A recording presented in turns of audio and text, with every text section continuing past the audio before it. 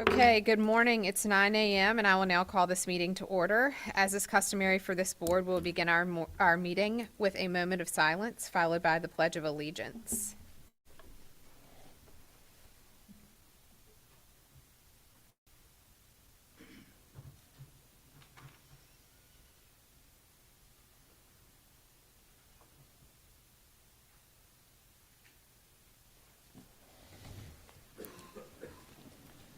I pledge allegiance to the flag of the United States of America and to the republic for which it stands, one nation, under God, indivisible, with liberty and justice for all.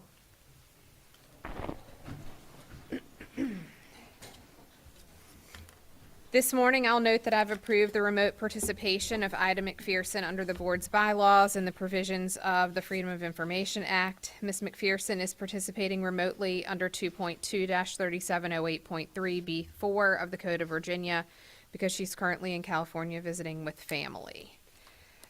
As we move forward, is there a motion to approve the agenda as presented? So moved. Oh, hold on. Pause for a second.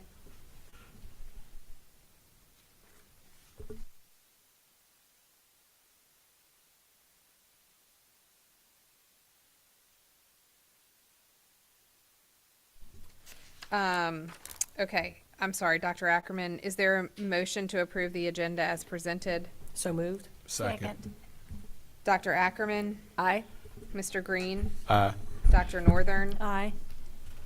Ms. McPherson? Can she hear us? No? We'll skip. Ms. Kilgore? And chair votes aye.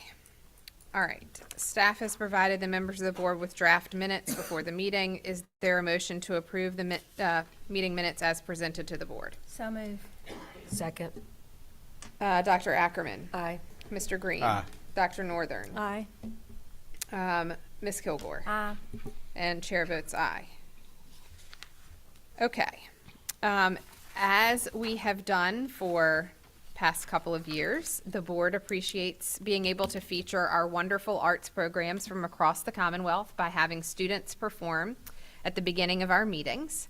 This morning we have Atlee High School's Dissonance Choir as an award-winning soprano alto ensemble under the direction of Mr. Nathan Berenstain. Is that how you say it? Good, close enough. Participants range from freshmen to seniors. Dissonance Choir has successfully competed for over a decade, winning state-level competitions in both classical and jazz music. Also in attendance to support Atlee High School's choir is Principal John Wheeler and Hanover County Superintendent Dr. Lisa Pennycuff. So we would like to welcome you all this morning, and if you all want to come up forward, the board will come down and so that we can see you.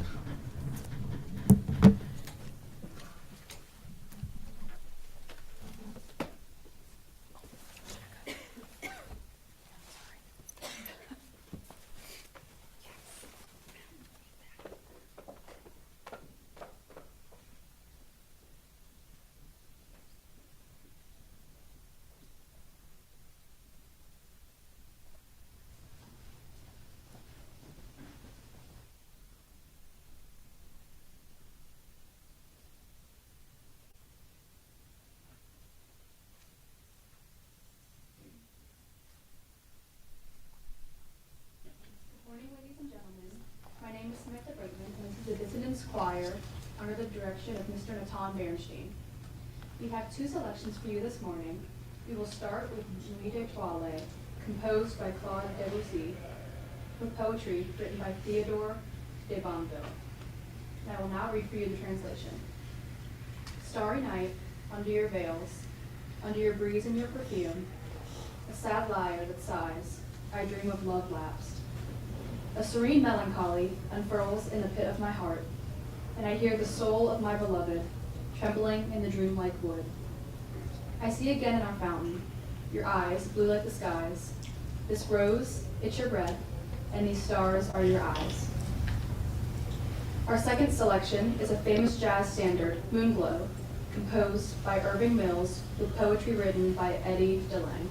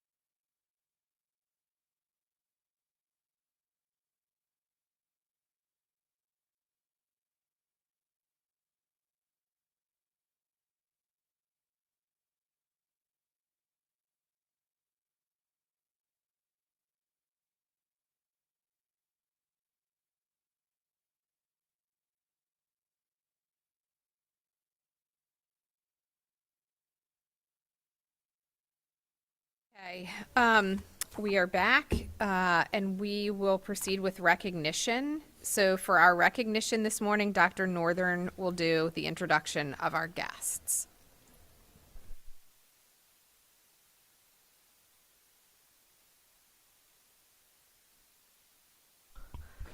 There we go. Today, we are honored to recognize extraordinary world language educators. The following educators, Dr. Mao Fin Sing, Jennifer Carson, and Lisa Four, were recently recognized by the Foreign Language Association of Virginia, or FLAVA, for their contributions to teaching and learning in the area of world languages. FLAVA serves as an organization of professionals in education and business to promote and enhance student teaching and learning and appreciation of foreign language, cultures, and literatures. Dr. Lisa Harris, World Languages Coordinator in the Office of Humanities, recently presented the resolutions that we will share with you today at the Foreign Language Association of Virginia Annual Fall Conference Awards Ceremony. Dr. Mao Fin Sing, Professor of Chinese and inaugural Director of the Institute of World Languages at the University of Virginia, was named the Foreign Language Association of Virginia as the recipient of the 2025 Marshall Brannon Flava Award for Excellence in World Language Teaching and has been named as the 2025 Virginia Post-Secondary World Language Teacher of the Year. This award honors one post-secondary world language educator each year who has made outstanding contributions in the profession. Dr. Singh was selected for this honor due to her extensive leadership in the field. She has served in multiple key leadership roles, including founder and president of the Chinese Language Teachers Association of Virginia, consultant for the College Board's AP Chinese program, and mentor for the American Council on the Teaching of Foreign Language. Further, she's recognized as a national leader and has significantly impacted K-12 education due to her leadership in Virginia's Star Talk Chinese Teacher and Student Academies, which provide immersive professional learning for K-12 students and educators. Dr. Singh is unfortunately unable to join us today. However, she will receive her resolution by our department staff. We thank her for her service to the field as the 2025 Virginia Post-Secondary World Language Teacher of the Year. Next, Miss Jennifer Carson. We come on up.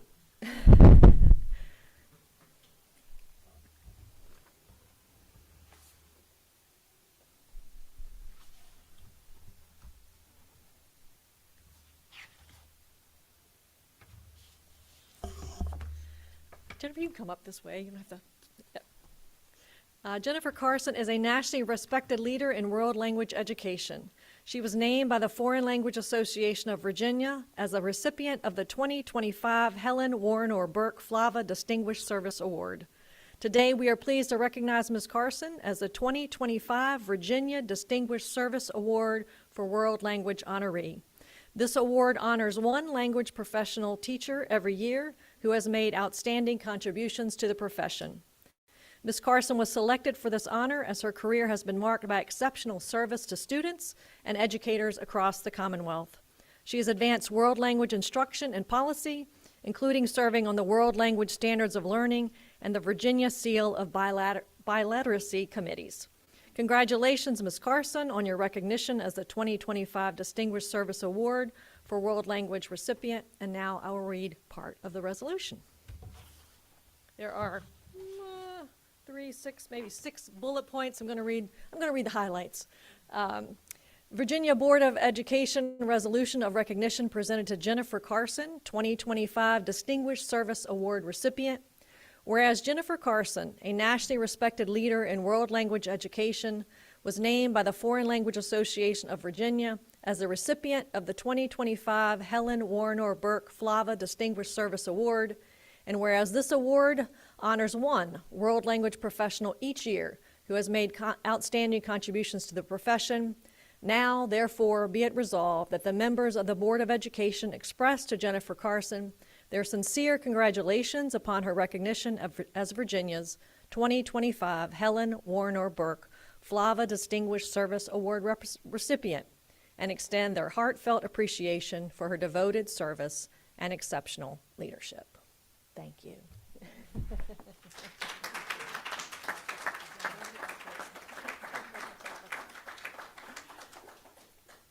All right. right, next up, we have Lisa Ford.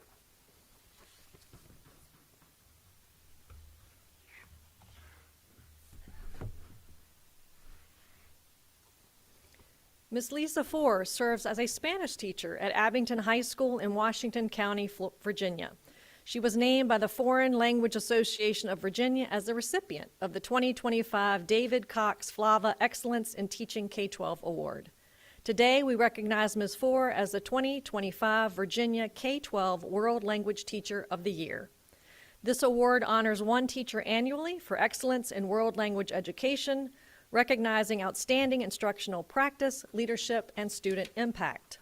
Ms. Ford was selected for this honor as she has truly transformed language learning in a rural community by creating an immersive classroom environment grounded in global citizenship and linguistic proficiency.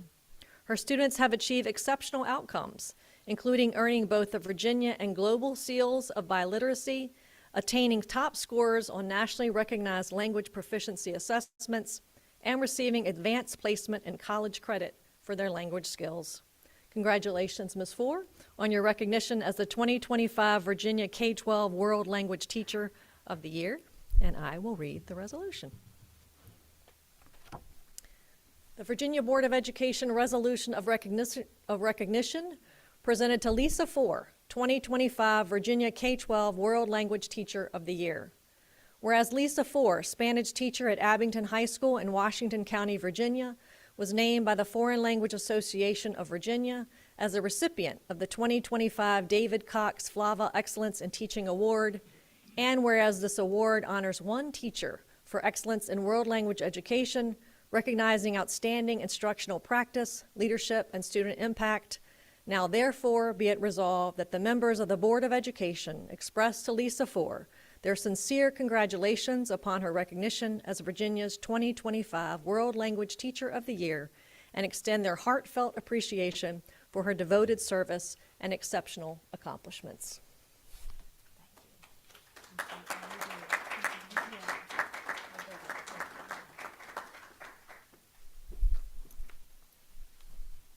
Thank you, guys.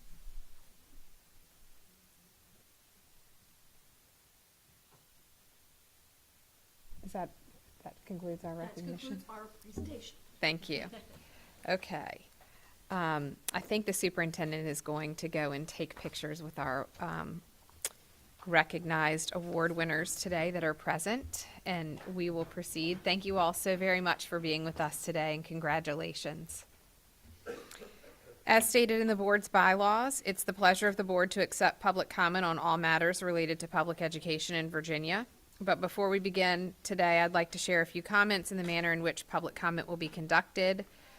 Oh, you got it. Okay, good. I ask that you model professionalism, dignity, and respect for others as you share your thoughts. When you begin, please provide your name, your role or affiliation, where you live in Virginia. All remarks must be directed to the chair and not to any other individual. Speakers will have 3 minutes to share their remarks. You'll notice that there is a timer over here on the computer screen. As it begins, it is green with 3 minutes. At 1 minute, the screen will turn yellow, and the screen will turn red when your time is up. At that point, please close your remarks promptly. If you have any paper copies of anything that you would like to provide to the board, Mr. Joe Crook, who is raising his hand right now, is the board's regulatory and board coordinator, and Joe will take those written comments and provide them to the board as soon as possible. You may also email a copy of your remarks or anything that you would like to have the board to be provided with at boe@doe.virginia.gov. And with that, we will begin with Scott Brabrand, followed by Kennedy Stringfield.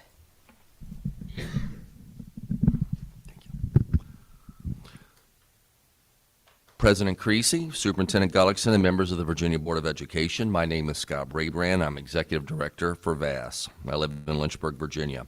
On behalf of Virginia School Division Superintendents, we respectfully submit the following feedback around the SOL Proficiency Implementation Plan. We strongly support a designation of the 25-26 school year as a planning year with no proficiency changes while the VDOE and school divisions develop meaningful stakeholder communication, provide essential professional learning, and identify essential funding streams and resources. We strongly support your 4 to 5 year phase-in approach to ensure intentional transition planning and allow for further modeling of metrics by VDOE and divisions. We respectfully urge the board to extend the existing proficiency and graduation requirements for all students, not just seniors who are already enrolled in high school. According to State Code 8 VAC 20-132-51, requirements for graduation cannot be changed during a student cohort's 4 years. The requirements in place when students enter 9th grade must be honored through graduation. This should include changes to cut scores that directly impact students' ability to pass the required EOC assessments for graduation. We also want to continue to work with you around concerns regarding advanced math pathways, the new growth metric that will replace VBOS, expedited retesting and alternative credits, double jeopardy due to federal identification, and performance category rounding. Finally, we want to partner with you more deeply around your communications and supports as we move the SOL proficiency plan forward. Schools need division-ready communication tools, including infographic, parent letters, talking points, and training modules to help teachers and school boards and students and families understand the new scale and its implications with the focus on raising expectations through a phased approach. Consistent statewide communication will build trust and understanding during this transition. We ask that these communication plans be available for stakeholder review by your December 11th board meeting. The new cut scores will also require extensive student interventions and sufficient staff to design and deliver individualized plans to students. Without substantial state investment to fund and provide qualified intervention for personnel and resources, successful implementation will be impacted. As always, we look forward to continued partnership with you on this important work for the Commonwealth. Thank you very much and have a nice day. Kennedy Stringfield, followed by Jim Cowan. Okay, Kennedy Stringfield's not here. Jim Cowan. Okay. Kathy Halverson, followed by Alexander Halverson.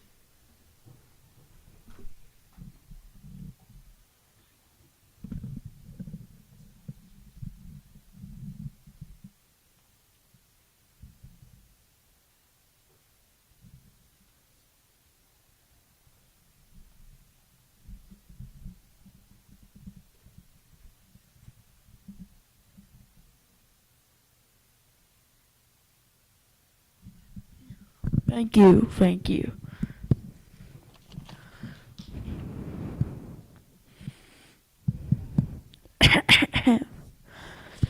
Hello, welcome to the Library of Virginia. I'm Alex Anderson. Today, we have something to tell you. Powhatan held me for 3.5 years. Powhatan kept me in a dark closet. They will stay in there. Now there was a light. Mommy saved me, and then I got a little bit scared. Mommy takes me home, but Mommy cannot find me. That way, he will find me. So, Powhatan didn't pay, and the code is 20-81-150.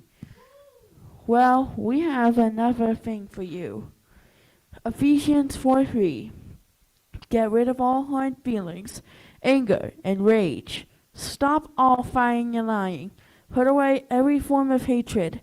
Forgive another just as God forgave him because of what Christ has done. Now here's another one. Father, if you are possessing, take this cup of suffering away from me, but do what you want, not what I want. Now, here's a free poem that I want to write. I was 10, and all I wanted was to learn. School was my favorite place until that day. They grabbed me, said nothing, and shoved me in the closet. It was dark. It was cold. I was alone. I didn't even know what I did wrong. My mom came, but they couldn't find me because I was just a kid, hidden in the dark. Now I still sleep with a light on, because darkness still feels like fear. Now everyone did pay for it, and then we're teaching better.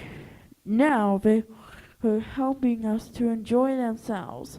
There must be something wrong with Powhatan. They didn't pay. They didn't go good. We have a better thing to learn about. Thank you so much for the poem. Thank you. Thank you.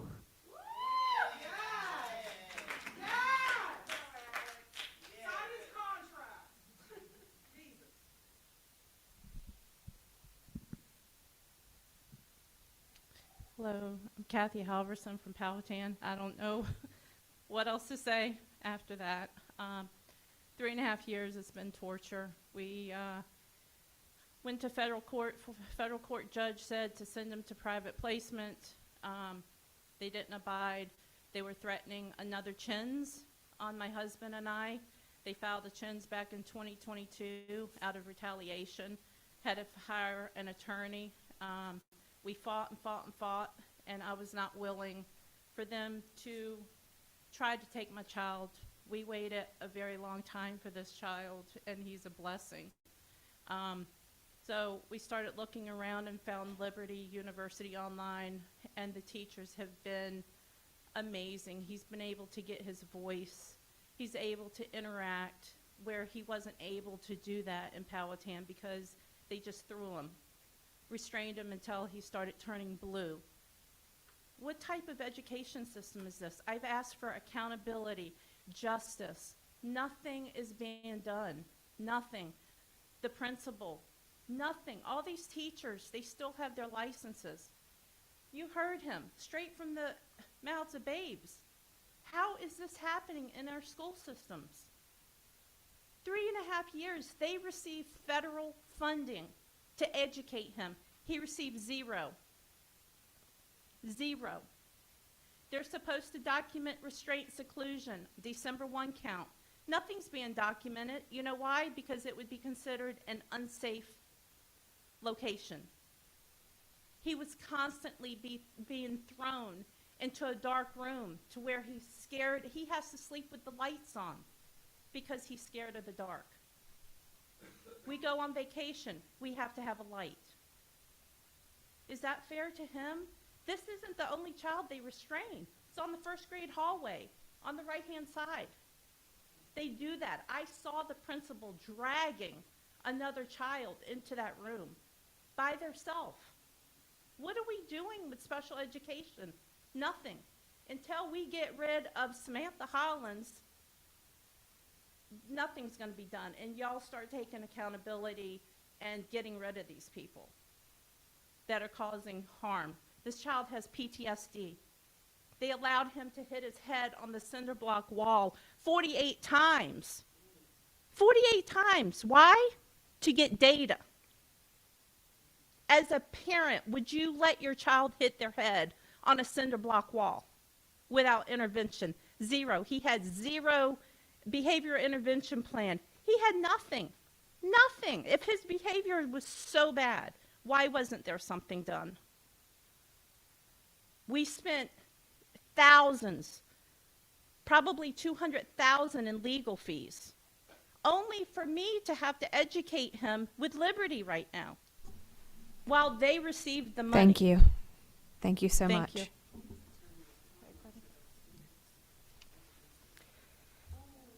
Dan Zacharias, followed by Wendy Little.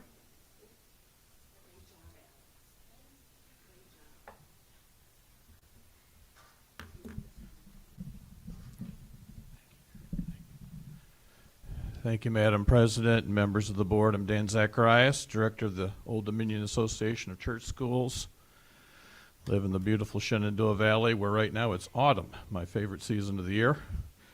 And the comments I'm going to share, I've shared before, but I thought it'd be good to share them again because we have some new board members who haven't had the opportunity to hear me say these things. And I want to propose to you a hypothetical, an imaginary policy, which I hope will sound absurd to you when I say it, Imagine that in private kindergarten through 12th grade schools in Virginia, and even religious kindergarten through 12 schools, the Department of Ed were directly subsidizing those schools, in some cases to the tune of tens of thousands of dollars annually, in exchange for requiring that they align their curricula with the standards of learning, and also sending licensing inspectors into the K-12 schools to aggressively inspect those schools and sometimes overreach their authority under the pretext of child safety. Private and religious K-12. Hopefully that sounds nonsensical to you. I believe that in both private and public sectors, such an idea is contrary to rational thought. However, if you just substitute pre-K for K-12, suddenly it makes sense to a lot of people, and that's exactly what is happening. Bad actors are being subsidized by the Department of Ed, and those with religious exemptions that are safe are being aggressively inspected. So we have a dilemma in our schools very often where we have the K-5 and the K-4 class side by side, and the licensing inspector has purview over the younger class but not over the older class. We had a recent example where an inspector openly bemoaned the fact that she, and actually insisted on inspecting the entire school, pre-K to 12, and threatened to call the police. Fortunately, the administrator stood his ground and that overreach did not occur in that instance. But what does it portend? And none of this is making a single child safer. And the question is, how long can these contradictory models of policy between private pre-K and K-12 coexist under this department in this Commonwealth? We're very concerned about it, and we appreciate your time and listening to our concerns. Have a good day. Wendy Little, followed by Eunice Jackson.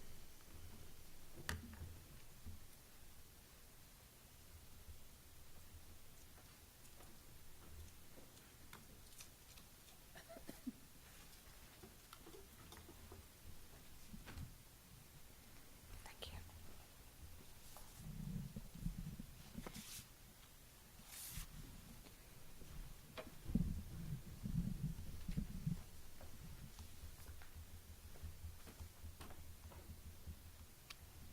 Greetings, Board of Virginia. My name is Wendy Little and my son is Aaron Little. Did Ms. Gullickson falsify to the public that there's nothing wrong with your grants? Because I beg to differ with you. I won a state complaint in 2023 about Chesterfield County Public Schools refusing to educate my child and couldn't figure out how to get him out of a private day school just into the public home zone school. I won the appeal. This was 2023 for the prior year. Chesterfield did not comply. Samantha Hollins did not, out of her department, nor Patricia Hames. Nobody enforced it. You have to enforce that by law. That's your job. You enforce corrective actions that you issue yourself. Those are federal orders of education for compensatory education. It was never done. So instead, the school division sued me with an unlicensed, not unlicensed, but an unprocured law firm, and it's been sitting there for 2 years. So all kinds of other stuff in between happened, but nothing for Aaron. And this is his senior year, I mind you. He is to wear a graduation cap this spring. He has been left without an appropriate 8th grade education. Still, this is 3.5 years we're talking about. When people come up here and they testify and they give you receipts, you figure it out and you find out what's wrong.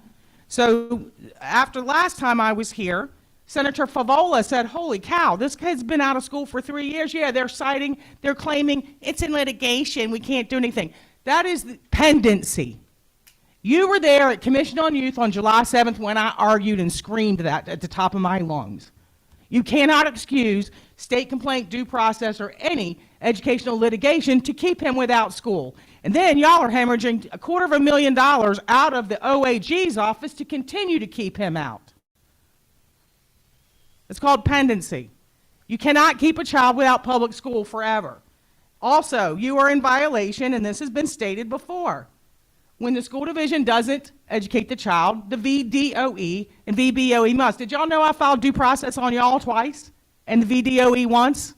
Probably not. I got a determination that's going to put your statement from yesterday and your response to Favola. Oh, it's in litigation. All these places have been supporting the family. False.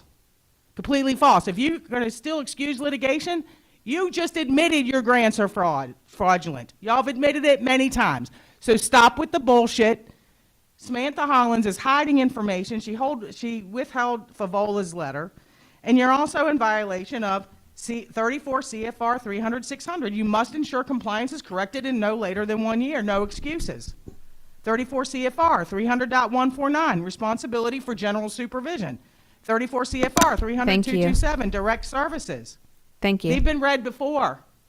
Thank you very Aaron will much. graduate, and somebody's going to be accountable, and you're going to respond Thank to my you. phone calls. Thank you. Eunice Jackson, followed by LaWanda Travis.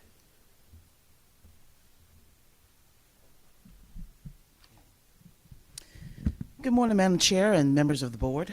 My name is Janice Woodcock Jackson, and I stand before you today not just as a mother, but as an advocate and civil rights defender fighting systematic injustice in the Virginia special education system.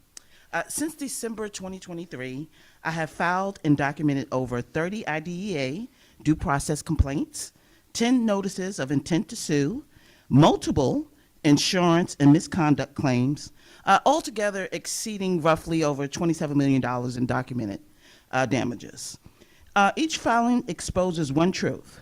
Families are being retaliated against, silenced, and denied their legal rights under IDEA and FAPE, okay? My son, a bright ninth grader scholar, was illegally unenrolled from North Star Academy on September the 9th. Since that day, he has received no education, no services, and no lawful notice, a direct violation of IDEA Part B and Virginia accreditation standards. Therefore, I address you directly, Ms. Creasy. As Executive Director and Head of Virginia Private Schools, I urge you to immediately suspend or revoke North Stars Academy's accreditations and license until they are back in full compliance with federal and state law, and until my son is properly re-enrolled in his private day placement at the expense of Colonial Heights Public Schools as required by IDEA. This is not personal. It is lawful accountability. Every complaint, every document, every claim I've submitted forms a clear record that the system is on notice. Parents like me will not be silenced. I call on the Virginia Department of Education to enforce compliance, restore advocacy rights, and protect every child from retaliation and neglect. And to that I say, you have been served. Thank you.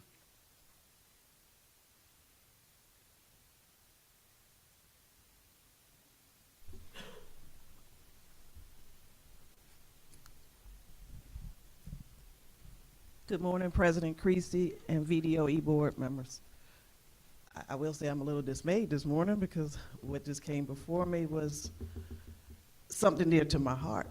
And I'll put this out there. For God so loved the world that he gave his only begotten son, that whosoever believe in him shall not perish but have everlasting life. As an educator, as a parent, as a community member, and just as a citizen, if you take the oath of being a teacher or anybody serving in the public realm, your love is to keep your child, yourself, and everybody safe. That is our duty as teachers and public servants, and especially as children of God. Again, like I said, I will be here every month talking about my school system that I graduated from, because there's no transparency. Children's rights are being violated as well as parents, and safety has gone out the door. We had a meeting last night that was videotaped on YouTube, but my constituents, which is my community, cannot see it. I want to say that between the VDOE, the VSBA, and the organizations that are school-related, you all put out good examples of what a board meeting should look like. But do our localities and schools follow it? No. The community is being left in the dark with a lot of things that pertain to the education of their children. And we are afforded a free or paid for education that is good for everybody. I got told last night at public comment that when we ask questions that I wouldn't get a question unless I emailed them the question and they emailed me directly. But it's in a public forum. These are questions that the public are getting together and trying to get answers to. And then I was told it's my responsibility to put it out to the public.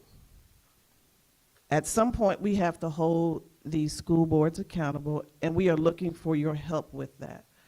And as a military member, I do have to ask this question. If there is an exit interview for the teachers, which I thought it was, or any staff, is that in the rules where they have to continue that so we can better our school systems and get qualified teachers? Thank you. Elizabeth Schultz, followed by Rodney Jordan.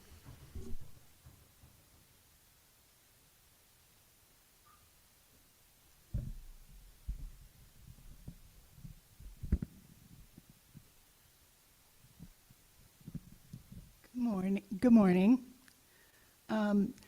I'm here, I've had many roles in which I could stand to this microphone. An elected official to the 10th largest school board in the nation in Fairfax County for 8 years. I'm a former U.S. Department of Education official. I'm the prior Assistant State Superintendent for the Virginia Department of Education. But I come here today wearing the most important role and label that I can, which is as a mother of 4 sons who have been through or are currently in the Virginia public school system. And as a parent, God has directed me and my husband as the primary educators of our children. So I come to speak to you about these proficiency cut scores.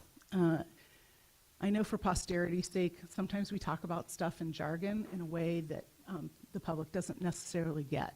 So I'm just going to say that the current cut scores reflect proficiency expectations, and we have really outdated ones for the 2016 mathematics and 2017 English standards. The cut scores define the minimum score a student must achieve to reach a performance level on a test. And currently, that student performance is a 0 to 600, with proficiency, that label proficiency at 400. More often than we want to admit, the focus in schools is to get students to clear that bar and achieve a proficient score on their SOL. Very simply, the lower the cut score, the easier it is for a student to clear it, and to clear it the first time, to be deemed to be meeting that moniker proficient. Yet, how often do parents find their students who achieve that label later lacking or struggling in their successive years to maintain or demonstrate proficiency in essential knowledge and skills? To provide parents and teachers with greater understanding on how a student is tracking and to assist in raising expectations for their student, higher cut scores provide a more accurate picture of where students are. They help the parents and the teachers better target support, and it allows for authentically celebrating a student's progress.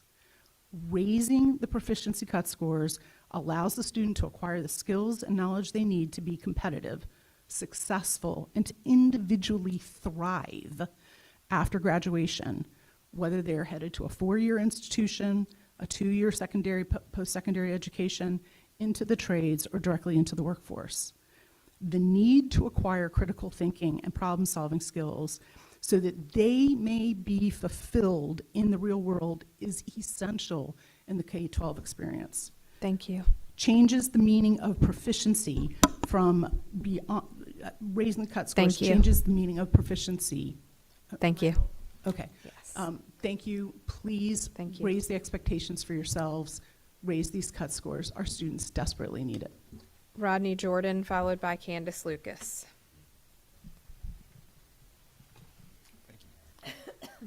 Good morning, President Creasy, members of the Virginia Board of Education, Superintendent Gullickson.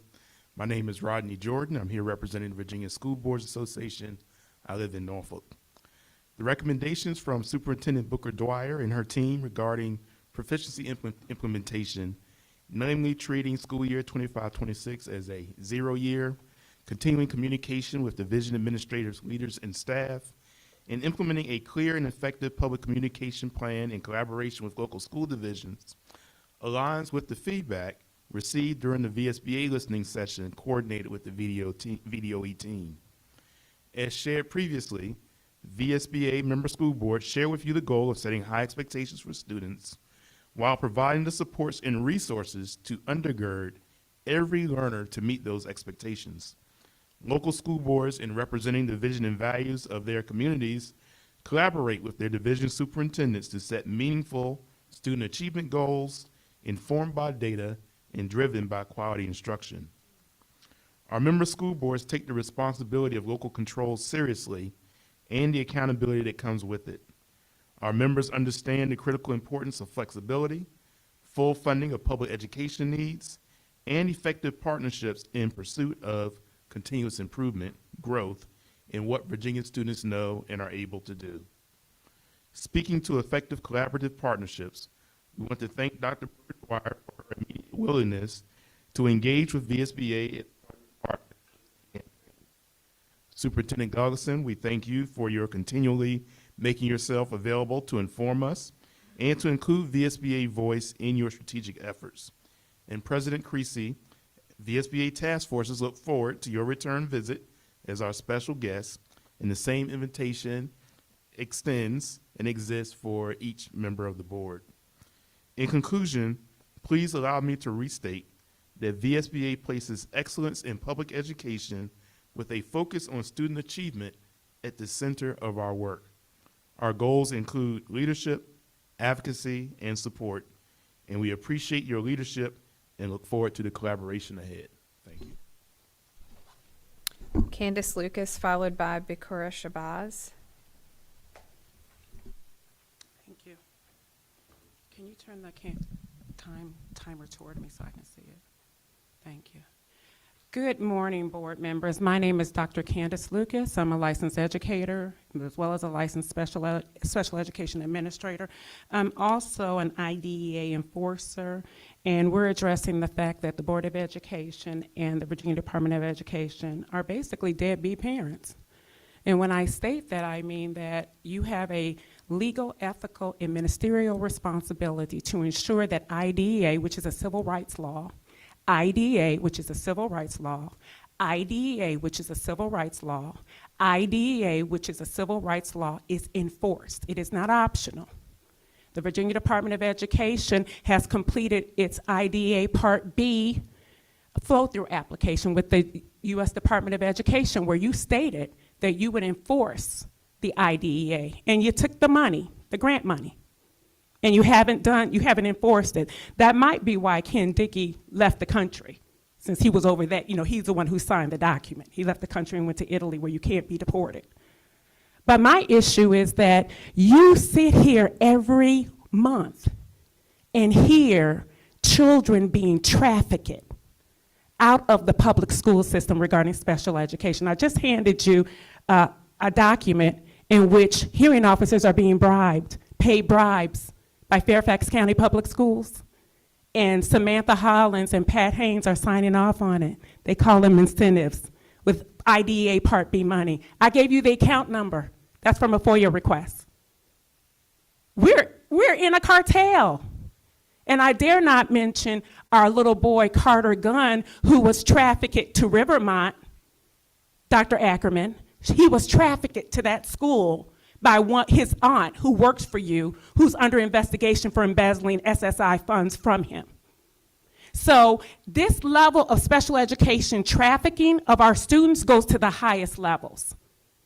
And it's for money. It's all for money. If the BDOE and the Board of Education did what your oath said you were supposed to do, we wouldn't have to file due process complaints. Okay, we wouldn't have to go to court. You're not doing your job to protect children. And Emily, I told you, you can speak out about Charlie Kirk. I need you to speak out about Carter Gunn. I need you to speak out about Croy Gunn. I need you to speak out about Aaron Little. I need you to speak out about Zarek Jackson. Those are real children who need advocates, and this board has a ministerial duty. And if you do not, you will be held accountable personally.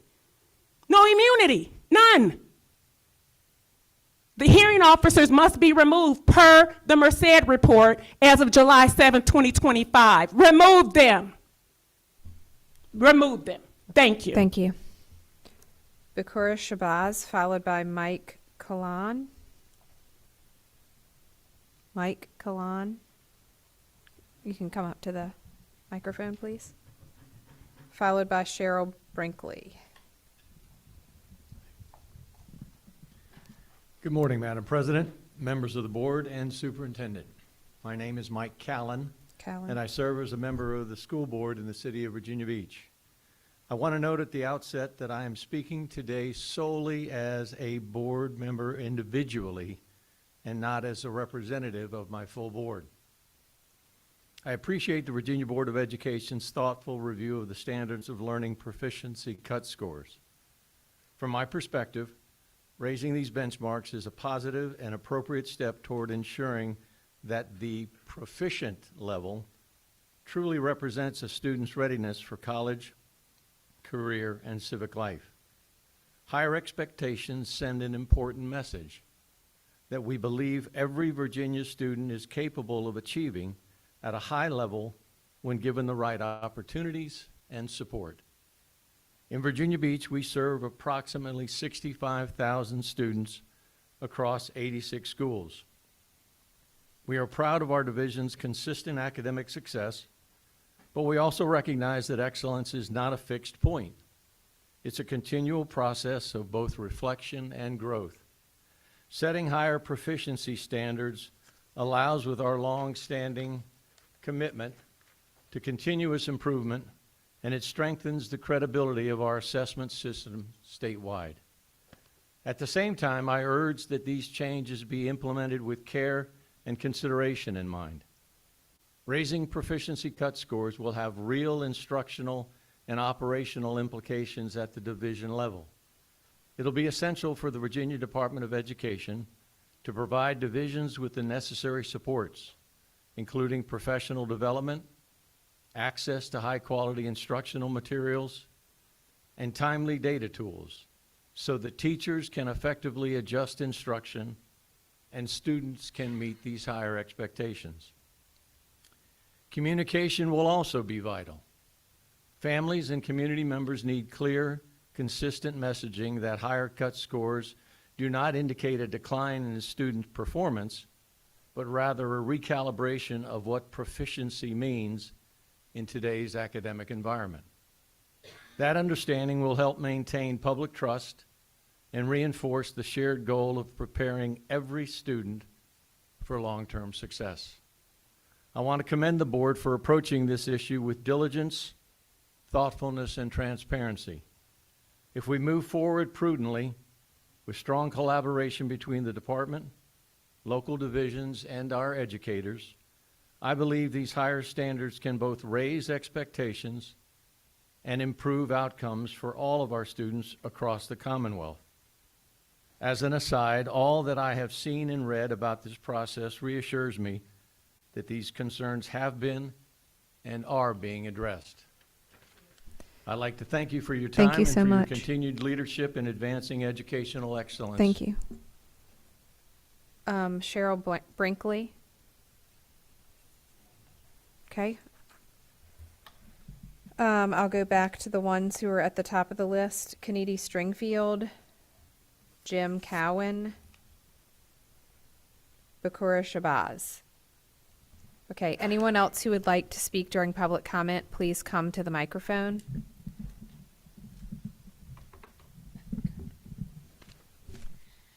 Good morning, Chairman Creasy, Superintendent Gillickson, and members of the board. My name is Krista Arnold, and I'm the Executive Director of the Virginia Association of Elementary School Principals. I appreciate the opportunity to speak with you today regarding the proposed implementation of raised proficiency scores for our students. First, I'd like to extend my thanks to Tierra Booker Dwyer for reaching out to the VA ESP to organize a feedback session on this important topic. On October 8th and 9th, VA ESP hosted sessions with more than 200 participants. Given the short notice that the level of participation speaks volumes about the deep interest and concern surrounding this issue. I'd like to share a brief summary of the feedback provided during those sessions. At the time, most principals had not yet received their growth scores, which left many feeling frustrated about being instructional leaders without having all the data needed to make informed decisions. In addition, principals expressed that the performance and support framework implemented this past year still needs refinement and clarity. They are concerned that a quarter of the way through the school year and without the full results from last spring's assessments, the proficiency targets appear to be a moving goalpost. There were also significant concerns about the expanding number of Tier 3 students who will require intensive support under the new scoring standards. Many principals are already struggling to find qualified teachers and tutors to meet the current level of student need. Furthermore, the Virginia Literacy Act requires a reading plan for every student who does not pass the 3rd or 4th grade SOL. Principals noted that the time spent writing and managing those plans takes away from the time that could be spent directly supporting students in improving their reading skills. The number of plans needed will greatly increase based on the new proficiency scores. Principals were also concerned among the 200-member expert committee responsible for these decisions that not one principal was included. The absence of a school-based leadership voice in such critical decisions and discussions is concerning. Finally, principals highlighted that the NAEP is only about 80% aligned with SOLs, raising questions about the fairness of directly tying proficiency standards to that measure. They also noted that last year's 5th graders, whose scores qualified them for advanced math, would now be considered failing under the proposed new benchmarks. Virginia principals care deeply about our students and their success. We support high standards and share your commitment to continuous improvement. However, we do believe in the importance of intentional, well-thought-out plan. Please consider this feedback.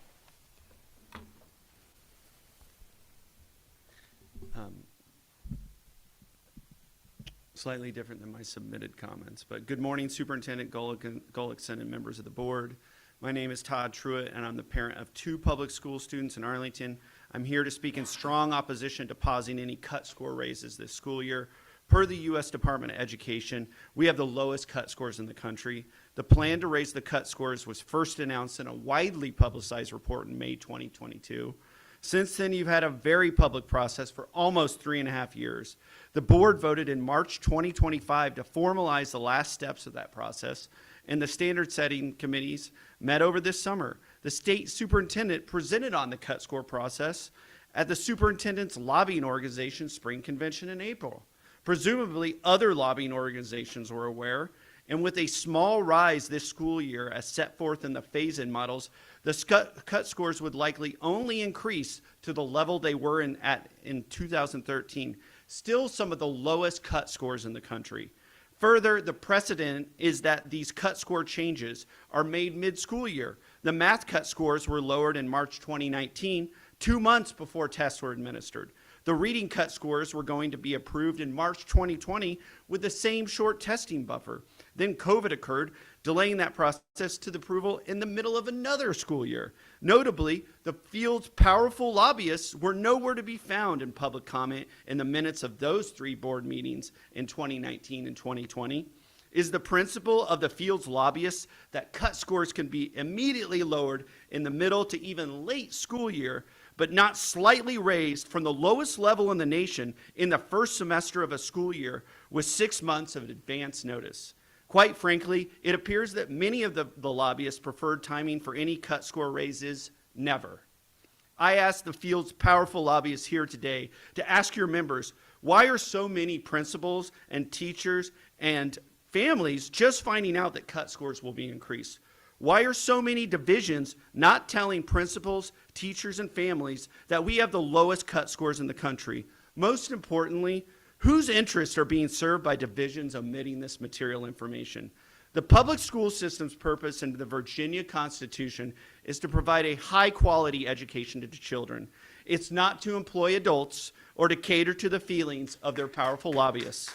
Virginia parents and students should not pay the price for divisions who make a conscious choice to drag their feet and misinform teachers and families. Enough is enough. Start the cut score raises this year. Virginia parents and students deserve better. Thank you. Okay, is there anybody else who would like to speak during public comment? Okay, if not, the board will proceed and I'll close the public comment period. And so we will proceed with items A through C on the consent agenda. Is there a motion to waive first review and approve the items on the consent agenda? So moved. Second. Dr. Ackerman? Aye. Mr. Green? Aye. Dr. Northern? Aye. Ms. Kilgore? Aye. Mr. Monk? Aye. And chair votes aye. Okay. All right, moving to item D, I would like to entertain a motion to move that particular item to the November agenda. Madam President, move to amend the agenda by removing it, item D, to the November meeting. Second. Is there any discussion on this? December meeting, excuse me. November. November, yes. Yeah, November. Dr. Northern? Yeah, just to clarify, this is to continue talking to principals over the next few weeks and That's continue correct. to make So- sure that they understand. That's Yes. correct. So, although maybe Ms. Arnold hadn't heard from all of the principals in her association, we have talked to many of them. The department has in several of our listening sessions that have been conducted over the last few weeks since the last board meeting. But we feel it necessary to ensure that we have the most depth and breadth of voices participating in this conversation, and therefore, as mentioned yesterday during our work session, we will be continuing to keep the portal for public comment open through November 6th at noon. The public comment portal will remain open through November 6th at noon, and we will continue to do listening sessions. And so with that being said, we would like to ensure that we've collected as many voices as possible on this and move this to the November 13th agenda. I would just like to remind everyone that we come back in just about 2.5 short weeks. So, Thank you. Any other questions on this item? Or this motion, excuse me. Dr. Ackerman? Aye. Mr. Green? Aye. Dr. Northern? Aye. Ms. Kilgore? Aye. Mr. Monk? Aye. And chair votes aye. Thank you. Okay, item E, Mr. Gilstrap.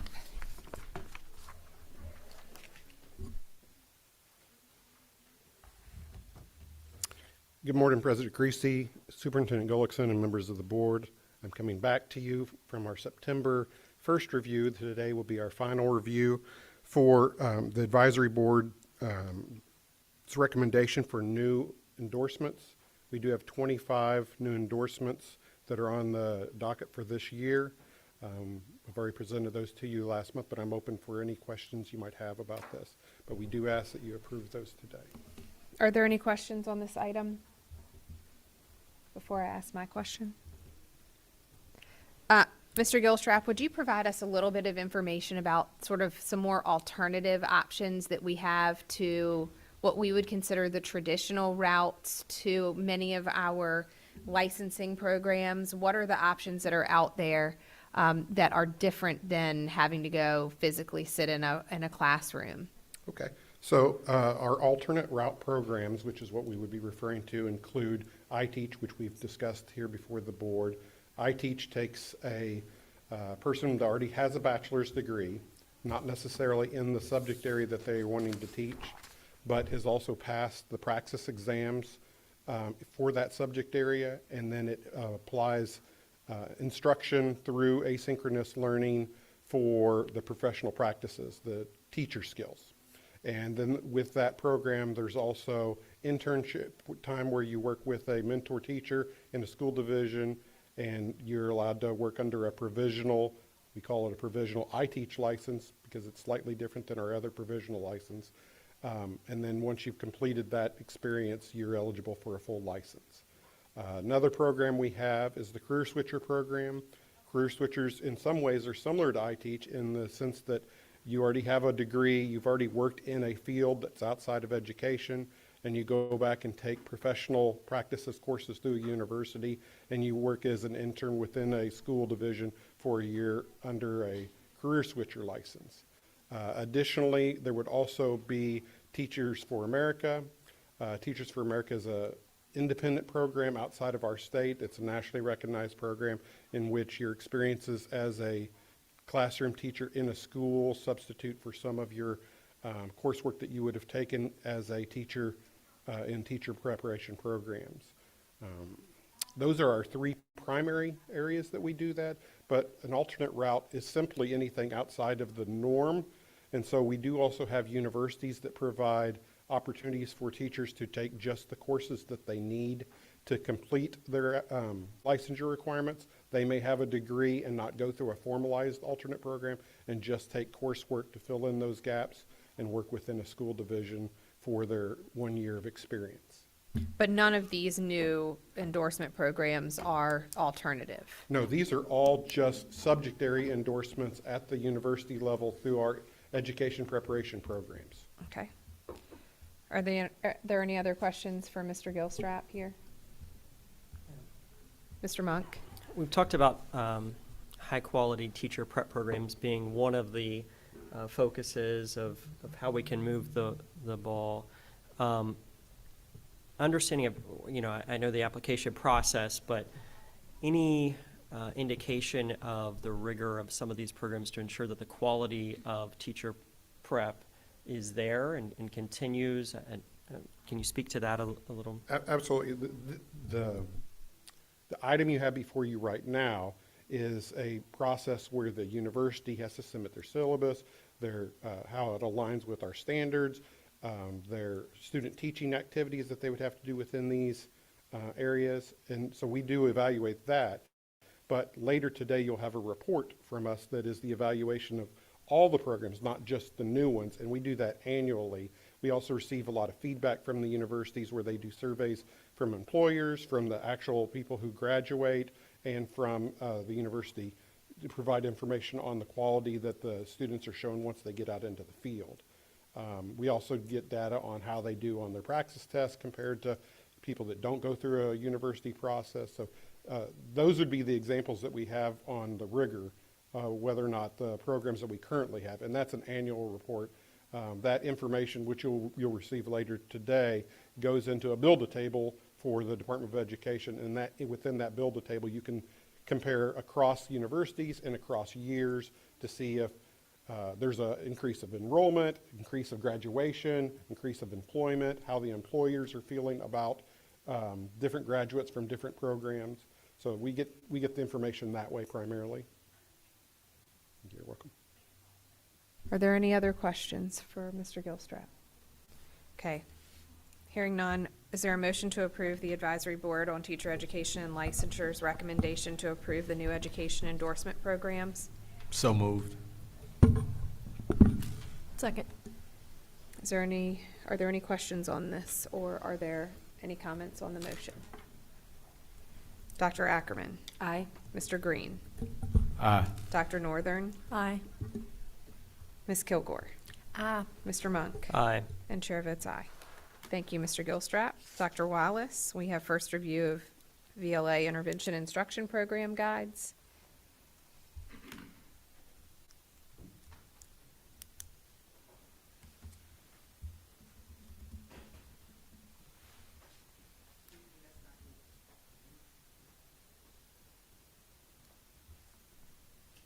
She's serious.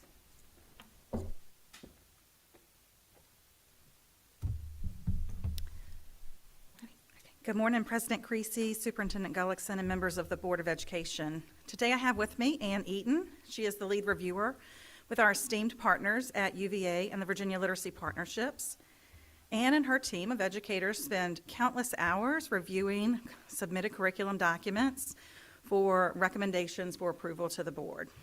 I bring to you this morning the first review of additional supplemental and intervention materials to support the implementation of the Virginia Literacy Act as embodied by the standards of quality.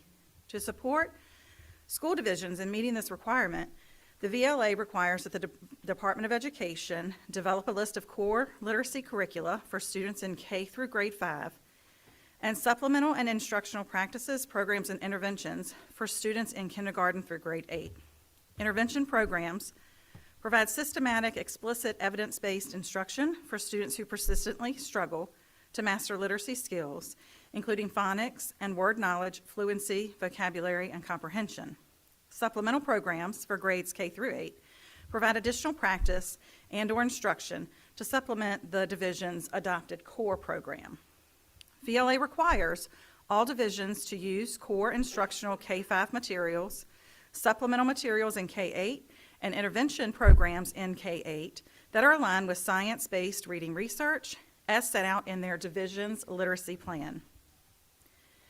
Previously, the board has approved core literacy curriculum in July and December of 2023 and instructional and supplemental program guides in April of 24, September of 24, and March of 25. These programs were evaluated on the components for which they applied, as well as criteria for the instructional design and usability. The review includes a crosswalk of content aligned to the English Standards of Learning. You'll find in your attachments 1 through 4 the guides that are being recommended for approval. In the boilerplate on page 3, you will see a snip of what the divisions are provided with regarding the alignment to the program components. And so, for example, the first example you see is an intervention example, and the program provider, name of the program, and recommended use are outlined for the divisions. And then you'll see a graphic that describes where the program met the expectations, highlighted there by that blue dark circle. The supplemental program example is on page 4 and demonstrates a program that meets some criteria but not all criteria. In this division, a division who selects to adopt a program such as this will only be able to use the program for that specific criteria for which it met. It is still a recommendation as it meets the criteria and may provide supplemental services for a gap that that division needs to meet based on their program in the core. So for this program, you can see on that page 4 that writing is where it would be approved for use in the school division, and that program would only be approved for writing use, not other uses. And so I have with me Ann Eaton if you have any questions, but we are recommending that you receive this for first review based on the superintendent's recommendation. Are there any questions for Dr. Wallace or Ms. Eaton? Dr. Northern? Yeah, just a couple quick things. First of all, I was pretty excited to see Chesapeake Public Schools submit their own, curriculum for morphology. I noticed that it said it's accessible only via Google Drive, so I just want to make sure that other divisions had access to it. And I just wanted to hear a little bit of the story behind this, because I don't believe we've seen yet a division submit, and that was kind of exciting to me. Yes, it was definitely exciting for us as well. Other divisions have submitted, but Chesapeake is the first to be recommended for use. They have a morphology for grades 6 through 8 supplemental program that is being recommended. Initially, it was just for their own use. It was going to be something that was approved in Chesapeake, but when we spoke to them recently, they have put together a pricing guide so that it will be available for use, and if it is approved, after that, the pricing guide will be available for other divisions to use as well. Okay, so the Google Drive is after they pay the price, and they'll have access to it on the Google Drive? That's okay. correct. And my second quick question, I think, is I keep hearing across the country that states get a little confused when one curricula gets improved in one state and it doesn't in another state. And so I think just going forward, if we could, and maybe that's part of your due diligence already, if you know, like, okay, this has been approved in like 12 other states and not here, then, or vice versa, right? I just think that that should be a flag, because I think the curriculum community is starting to get it, that states are getting a little annoyed, like, why is this, the publishers are obviously getting annoyed because they don't understand the criteria. And presumably, we should start having some similarities in these criteria across state if we have a common definition of high quality, and I believe we're getting closer to that. So I guess I'm just asking for your feedback on whether that's one of the criteria that you look into, if another state is approved or not, and how you think about that in terms of trying to be consistent across states. Sure. So part of our development, when the rubrics were developed in 2022, is that we worked with other states. So our rubrics are based on Louisiana and Colorado in particular, but then because we live in Virginia and we have the Virginia Standards of Learning, our rubrics are not the same. So our rubrics in Virginia are aligned to both the Virginia Literacy Act and to the Virginia Standards of Learning. One of the big pieces that remains consistent among many of these states that are doing similar work to ours is that we are looking at science-based reading research and evidence-based literacy instruction. So that is a common theme, but I do think that one of the things that you are hearing and seeing is that our rubrics are aligned to Virginia Standards of Learning. When you look at some other states and how they report out, many of them use Common Core, which we do not, and so that is also one of those differences. Are there any other questions here? Okay, then we thank you, and we will accept this item for first review and see you back in November. Thank you very much. Okay, that moves us G and H just for, right, for, oh, I thought it was a written report. Okay, Dr. Hollins?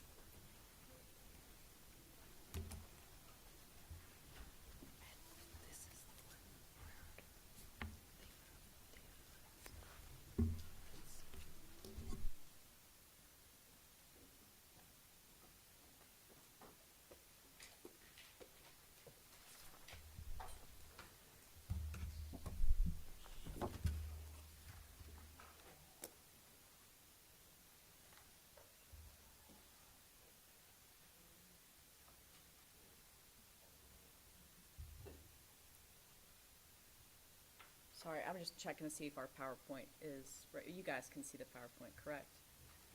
Okay. All right, we'll go ahead and get started. Dr. Murray? All right. Good morning, President Gillespie and members of the board and Superintendent Gillespie. Gullickson, sorry. Okay, sorry. That'd be great. Thank you so much. Sorry about that.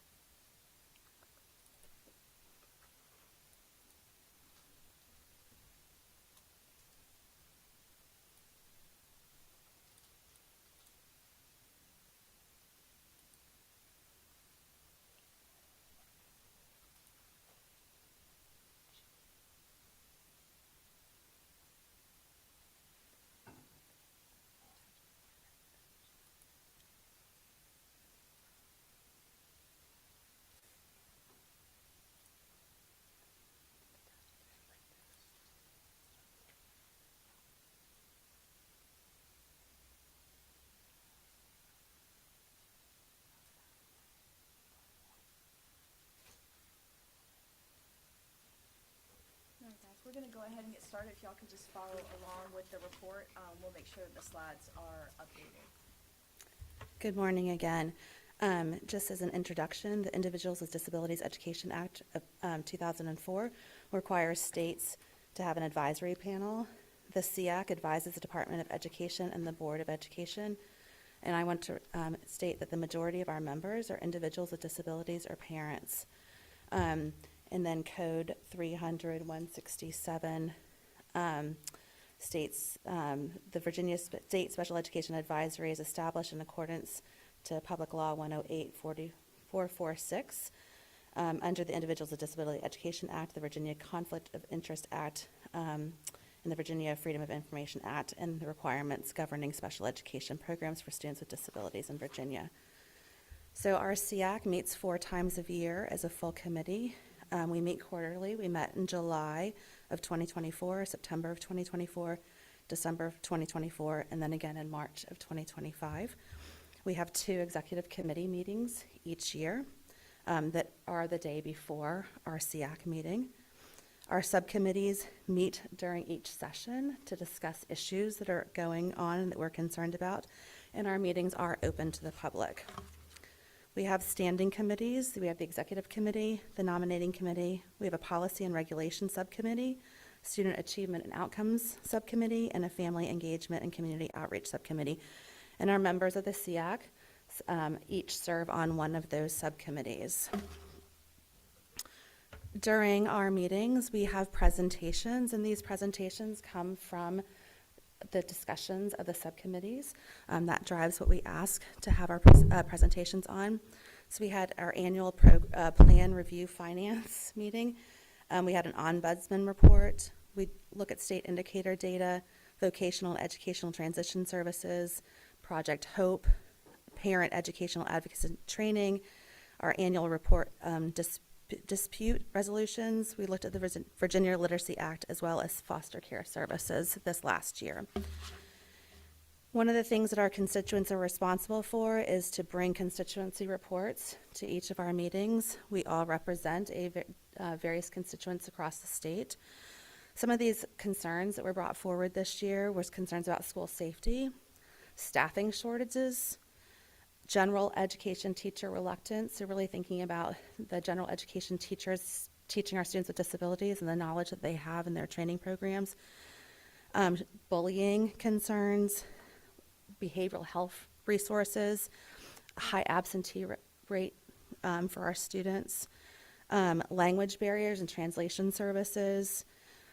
We also talk about parents' lack of understanding about special education process and how do we help our parents know more about what to do.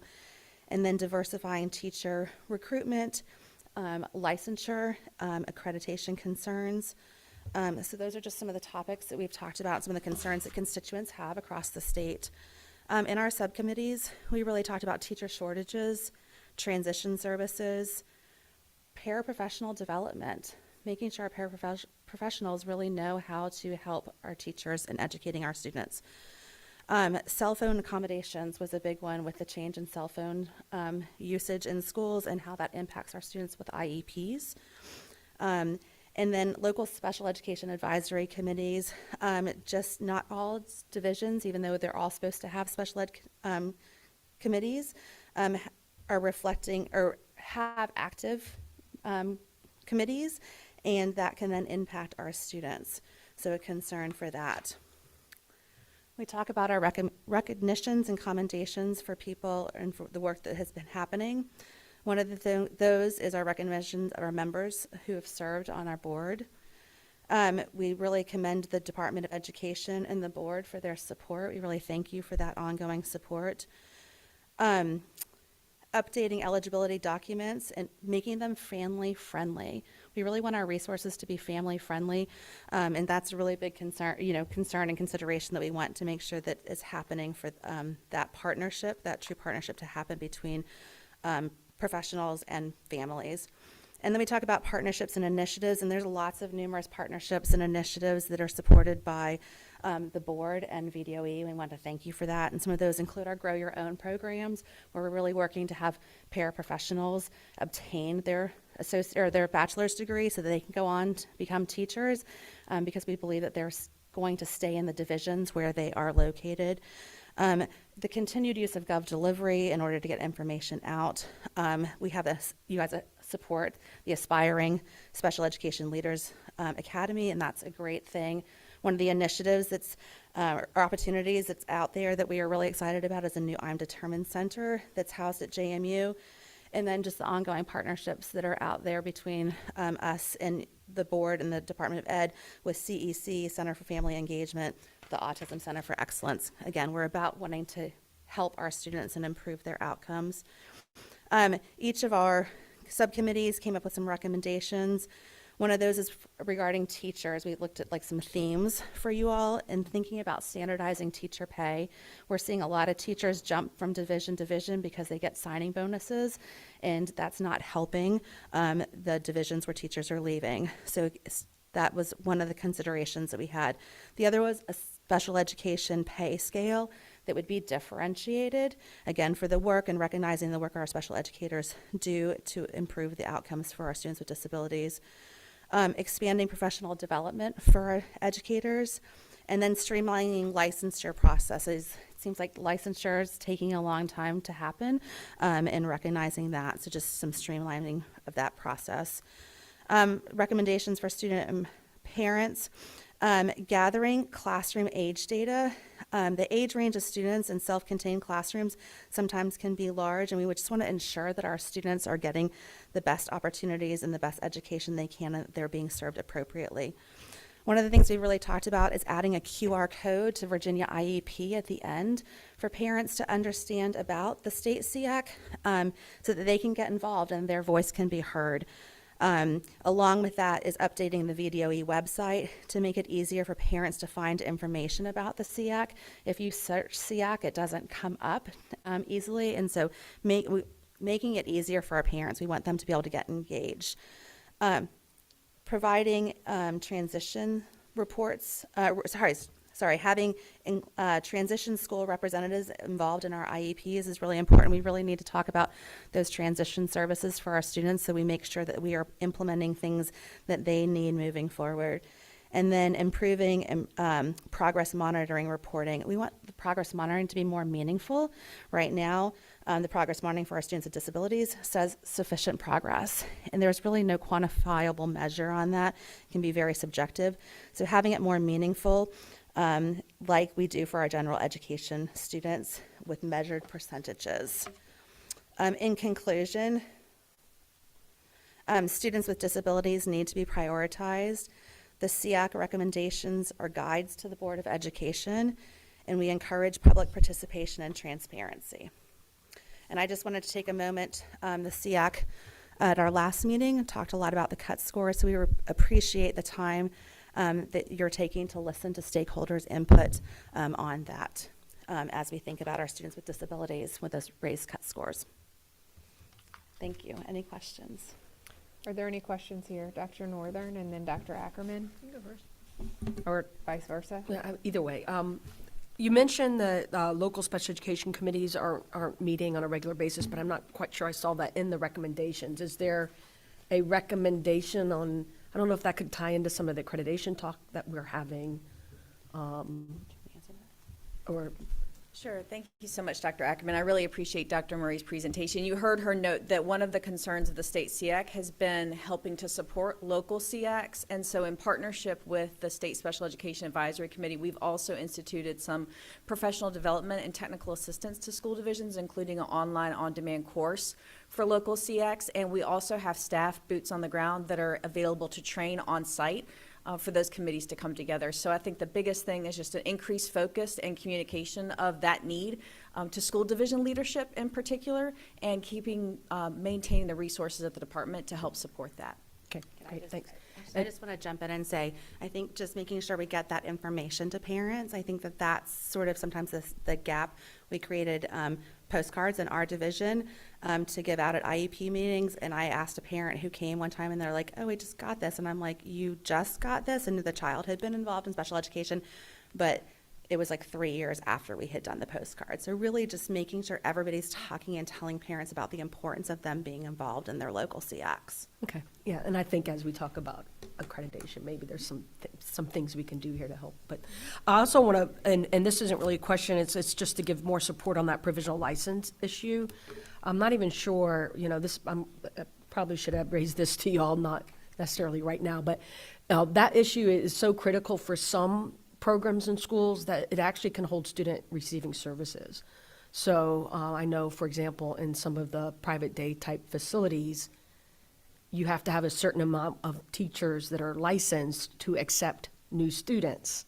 So as we have submitted provisional paperwork, and it can take sometimes 3 to 6 months to get that back, we can have students waiting for services for 3 to 6 months. So if there's something we can do to kind of elevate provisional license, I mean, not that all licensure is important, but to elevate it above the standard license that are maybe coming from colleges and they might not even have the jobs yet, but elevate those teachers that are in the classroom waiting for those license, I think could be something to consider. But to streamline that process is critically important, I think, for our field. Absolutely, and the state SEAC has heard a lot of comments on that. We also have a private school provider who sits on the state advisory committee. So you've heard Superintendent Gullickson talk quite passionately about updating the technology and infrastructure at the department to support that. But we also stand ready in the Department of Special Ed and Special Populations to help support our private school providers and streamline those candidates for licensure as well. That's all I had for now. I might have more after your comments. Dr. Northern? So I am all about this second recommendation from the teachers about special education pay scale, having that differentiated. I think that a lot of folks understand that offering higher pay in high-need schools or with teachers who are teaching our students with disabilities, you know, those can be tough jobs. So I'm wondering if there is a division across the state that may be an exemplar that's already doing this, that's doing it really well. I mean, these are the types of policies and practices we like to hold up and say, okay, what can you learn about this? Do you see an impact relative to your retention or recruitment of high-quality special education teachers? Dr. Northern, great question. And the state SEAC also has a representative of a local superintendent and special ed director. Currently, the special ed director is from Stafford County, Ann Bush. And they do have some great examples. There are regional folks who are working to pull together. You heard Dr. Murray mention the Grow Your Own projects and programs across the state. So it's part of our job at those regional SPED directors meetings to make sure that those connections are being made and those practices that are really helping to improve hiring and recruitment and retention can be shared and mirrored across local school divisions, particularly on a regional basis. Okay. Yeah, I mean, if there's a particular one, I know sometimes we hear from divisions, we know when we want to hear what good things are happening across the state. If we've, you know, got a particular division that warrants coming to us and telling us how they got that done and how it's been working, that'd be great. So thank you. Other comments or questions here? So one of the things that I would like to add is maybe some more understanding of who can be participants in both the state and the local SEAC committees, because I do think that, I mean, I've seen my own division's SEAC application that's gone out, and it is very specific that you must either be a teacher in the division or a parent with a child with special education needs. While I think that's important, and those are the populations that we are serving, and teachers certainly need to be involved, I do think that we need to start taking a bigger, broader look from a community aspect at that. You know, I think community members being able to be a part of that committee to, it just brings a different perspective perhaps, and oftentimes maybe that community member is a parent of a former special education student in that division.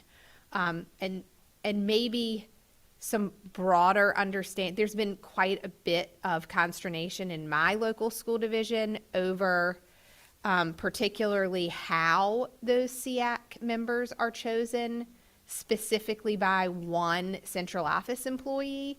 And so I think there needs to be a little bit better communication. So maybe something about that you all can be the liaison for would really be helpful.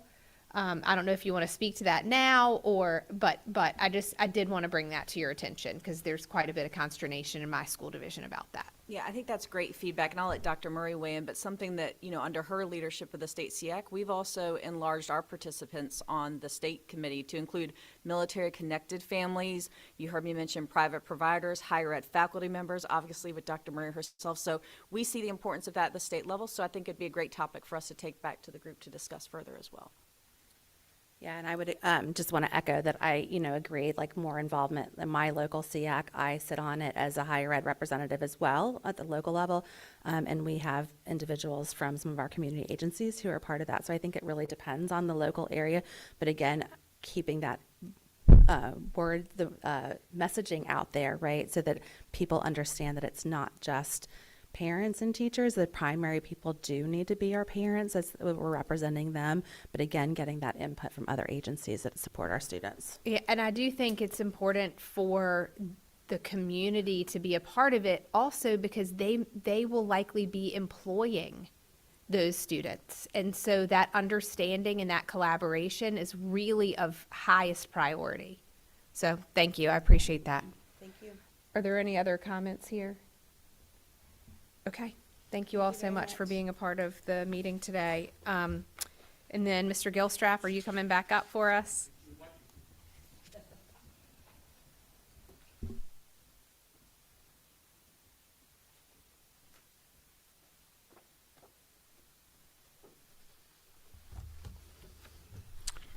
Hello again. I did mention this report in my previous presentation. Just to clarify a few things about it, there are in your boilerplate you have a list of the types of information that is asked. It's a long list. I won't read the list to you. You don't need me to do that. And we also did have 100% of our EPPs complete and participate in this process, which is not always the case, but we're able to get 100% participation. Once this is received by the board, it'll go into our Build-A-Table. All the data that you see in the actual report will go into the Build-A-Table for anyone to search and manipulate however they would like to view the information. Does anybody have questions for Mr. Gilstrap on this report? I do have some kind of historical questions to ask because I think it's important, despite the fact that we do have all of these pieces that institutions of higher education have to respond to as far as their EPPs. I really would like to see trend data, if we can do that, where, if a particular EPP, 5 years ago had a higher enrollment in that particular, if we do K-5, 6, 12, whatever, in those endorsement areas, I'd really like to see what that kind of trend data is looking like, because I'd like to be able to have the board compare, are we seeing a real movement away from the typical EPP in, with the higher rates of provisional licenses that we're seeing? Is it where, in other words, are we getting students who may be going through an undergraduate program in something totally different than an educator prep program and then deciding once they've graduated that they want to grab onto a provisional and go down the education route? And in that case, it may be cheaper or easier for them to get their licensure via that route. So I think some of that trend data, traditional versus alternate pathway, that's important. I can share a little of that with you Okay. verbally right now. Of course, depending on how extensive you would like to go, I could present that to you whenever you would like. I will say that it does say in the report that we are 4% down in EPPs than we were the prior year. I will also say that that is the trend across all colleges and in all degree areas. It's not just education. But even if you were to go back to the JLARC report a couple of years ago, it did report some of that data from I think it was at least 5 to 10 years before, where they showed the trend of education preparation programs had a peak and then they started to come down, and that coming down corresponded directly with the increase in provisional licenses and increased enrollment in alternative programs.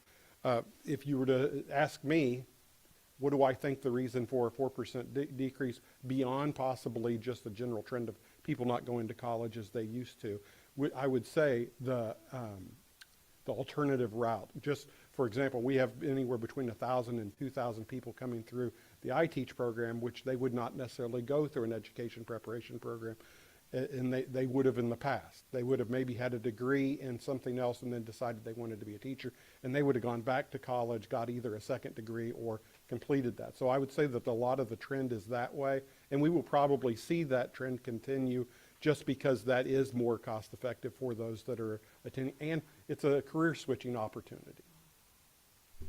Yeah, I think I would be really interested in, you know, given those trends, how are we as a board communicating with ABTEL that this is not, you know, 20 years ago educator prep program process. Right. That we really need to start thinking differently about the programs that we are approving or that ABTEL is sending to the board.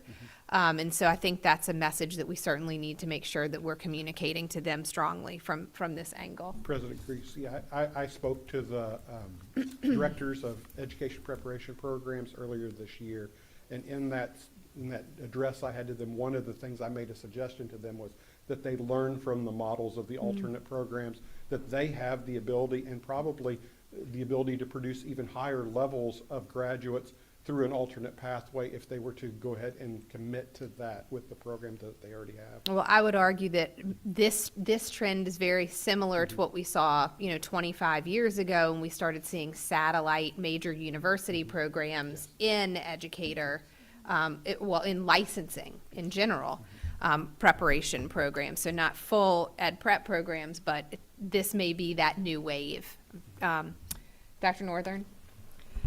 Yeah, I think I would appreciate like a presentation, I think, with some slides on exactly what they're reporting. As I look through the 77 pages here, I do think that what I care most about are what our teacher candidates are being taught. Right, and so I know that NCTQ does a report on, you know, what are our candidates who are going to teach elementary reading being taught? Are they actually being taught the science of reading? And similarly, I want to know that our teacher candidates are being taught to the standards of learning if they plan to stay in Virginia, and are they being prepared to teach to this higher quality of standards? Because we know that, you know, we've upped the ante in our expectations. So. I don't know what that would look like, you know, whether it would look like an, you know, additional conversation with these folks, with our teacher educator preparation programs, if it would look like, you know, them providing us with information assurance that they are actually teaching the science of reading and are teaching to the Virginia standards of learning. We do gather that information. That is part of what we do every year with, we have a cycle of evaluation of universities.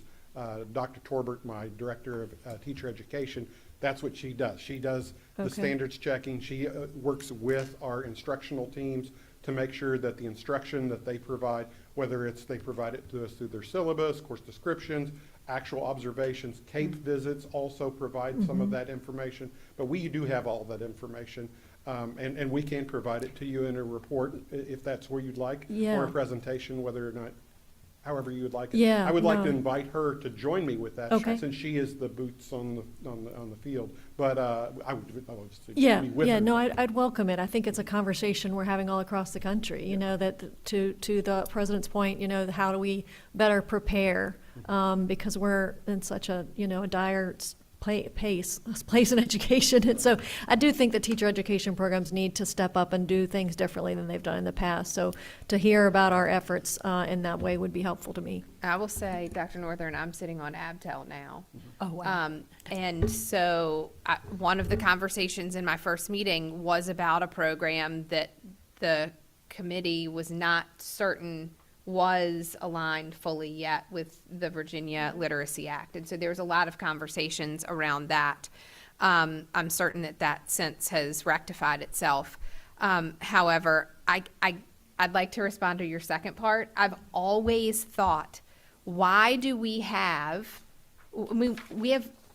law schools in the Commonwealth of Virginia, and they teach Virginia law, right? We are educator prep programs in the Commonwealth of Virginia. We should be teaching how you teach, what you teach for Virginia specifically, right? I'm not saying we're teaching teachers to go in a classroom and teach to a test, but there are things in Virginia, much like if you go to South Carolina or New Jersey or California or wherever, that they want for their teachers to know to be able to impart on the students in their classrooms. And so I do think that, we have to take a different approach to education, particularly in the traditional programs, where we are saying, this is a full educator prep program. We're giving you pedagogical content. We are giving you your curriculum type content, all of those things, and we're teaching you how to be a teacher in Virginia. And it's got to go and get a license in a different state. Once you get your license here in Virginia because you've graduated from an educator prep program here and you move to a different state, well, you have to apply to get that license in a different state. So I think that's another thing that we should probably take back and talk very, very significantly about at the ABTEL meeting. Madam President? Dr. Ackerman? I'm just curious, because do the alternative programs have these same requirements of making sure the teachers are teaching to the SOLs, or that they're CAPE accredited, or, because I think that's been some of in my background in higher ed, some of that bit of attention, right? Like, they don't have the same standards that we're required to meet, so it makes it harder then to offer those alternative type pathways. So I don't know if you can speak to that now, or? I can say something. Yeah. I don't know if I can answer it fully. I will say that both alternative programs and education preparation programs are required to prepare the students based on Virginia standards. Yeah. That is a requirement. That is what we measure them on. And we've even had discussions where, is it okay to do student teaching in another state if you're going to teach in Virginia? And we have decided that that is okay, as long as we are still basing everything on our Virginia standards. So for the alternative programs, one thing you need to make sure you keep in mind is the name alternative program means that we are doing something different than what we would do in an education preparation program. We just want to make sure that that difference isn't a detriment to our students. So there are other things that they would maybe have to do to substitute for those things. So let's say that maybe they only do 10 weeks of student teaching in an education preparation program, but they're getting a whole lot of other things through the program. A lot of these alternative programs go a full year of student teaching. So there's a compensation for some of the changes, and that full year is within a Virginia school. So they're all obviously exposed to Virginia standards, Virginia assessments, things like that. And I fully support that, I mean, especially in the field of special ed where there's so many shortages, that alternative. But it's just, I know that some of the barriers that higher ed prep has to trying to come up with alternative ideas is that they have kind of another set of standards. So this is really good, helpful information. I appreciate it.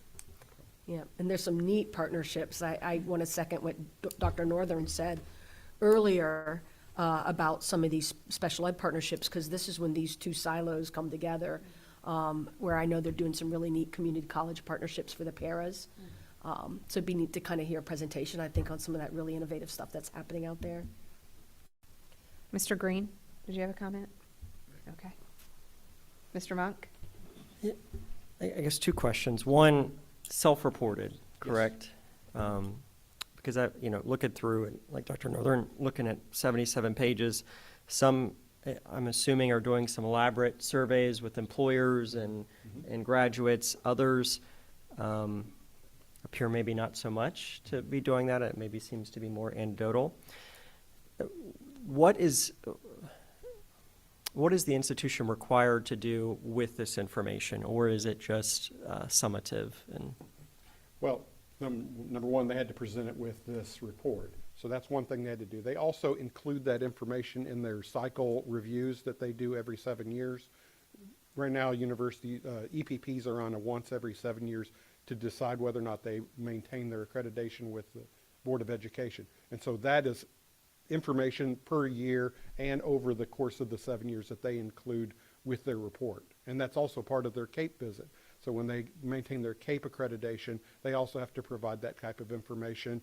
And some of the ones where you're seeing maybe there's not as much data there, it could also be in programs that are very small, and so their data set is probably fairly small, where those that have huge data sets maybe have a much more vast amount of information to pull on. And if I may, just a follow-up to that. Some of it, again, the response is a little bit different based upon the narrative there, but, I'm seeing some that say 20% of teachers are somewhat ready. When you go in, or when the entities go in to do those reviews, what type of additional or changes are made to kind of follow up on that, because I think when we look at, from a state perspective, maybe 15% of a cohort, that's a few folks, but when you multiply that across all EPPs, you know, we've got a challenge then of, are those folks in the workforce that aren't really prepared to be in the workforce? And so I know that this isn't really our purview, but want to make sure there's some this data is used in some way to further enhance the. Yeah, Would it be okay if that is something we include in our report? Yeah, and further on that, I'd really like to touch on, I guess, really how we are verifying the quality of clinical placements. So our student teaching time is a semester long enough. I mean, I do think that needs evaluation. Sure. I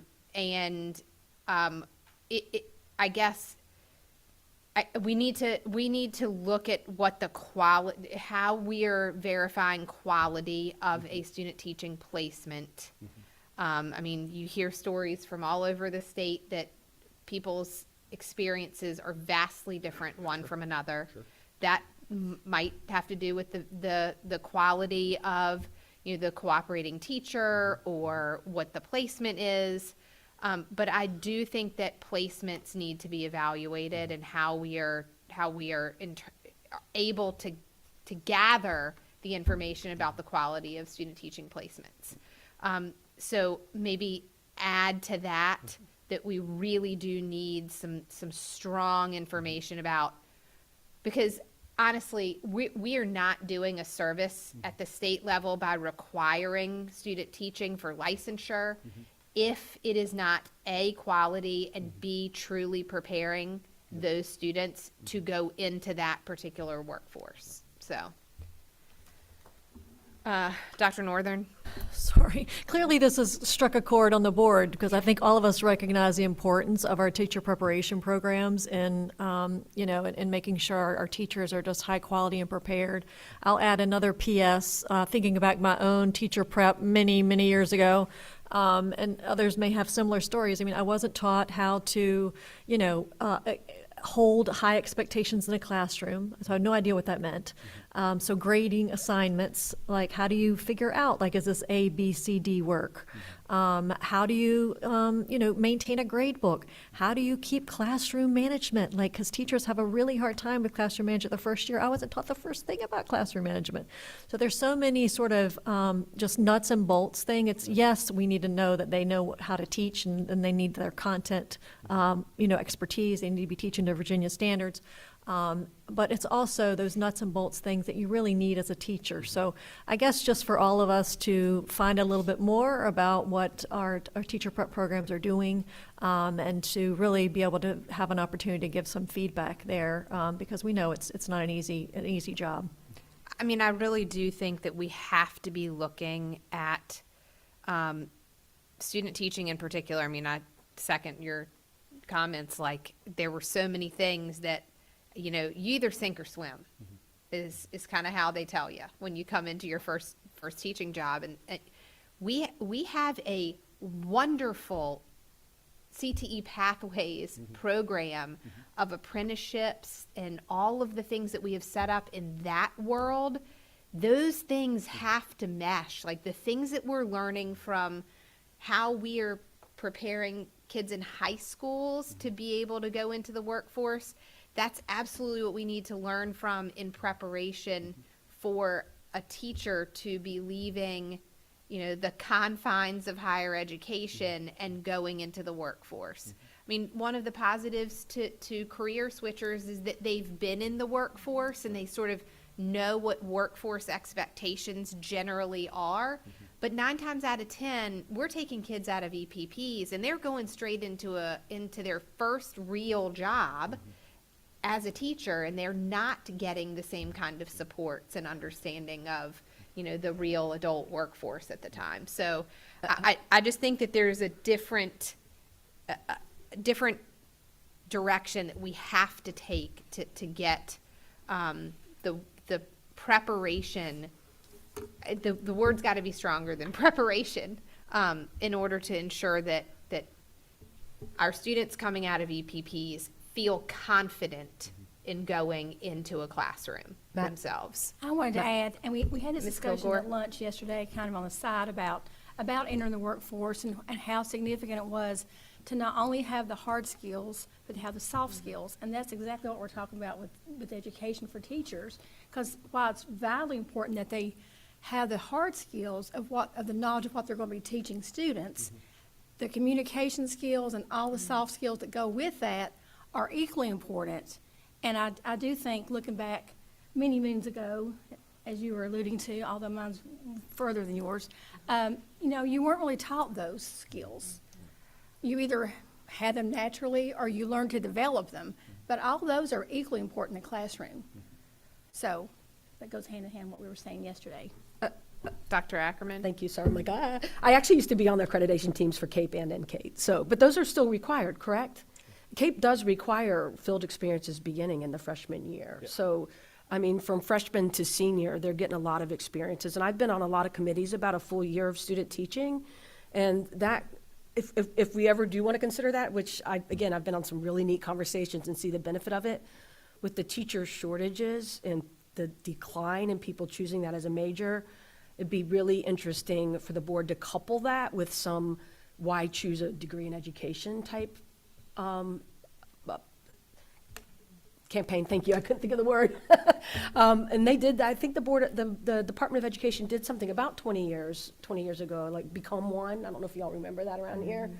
But they did a big campaign to choose education. So I think if we're going to look at the standards and kind of add some things, we might want to do a big campaign around be a teacher, woo, and a year internship.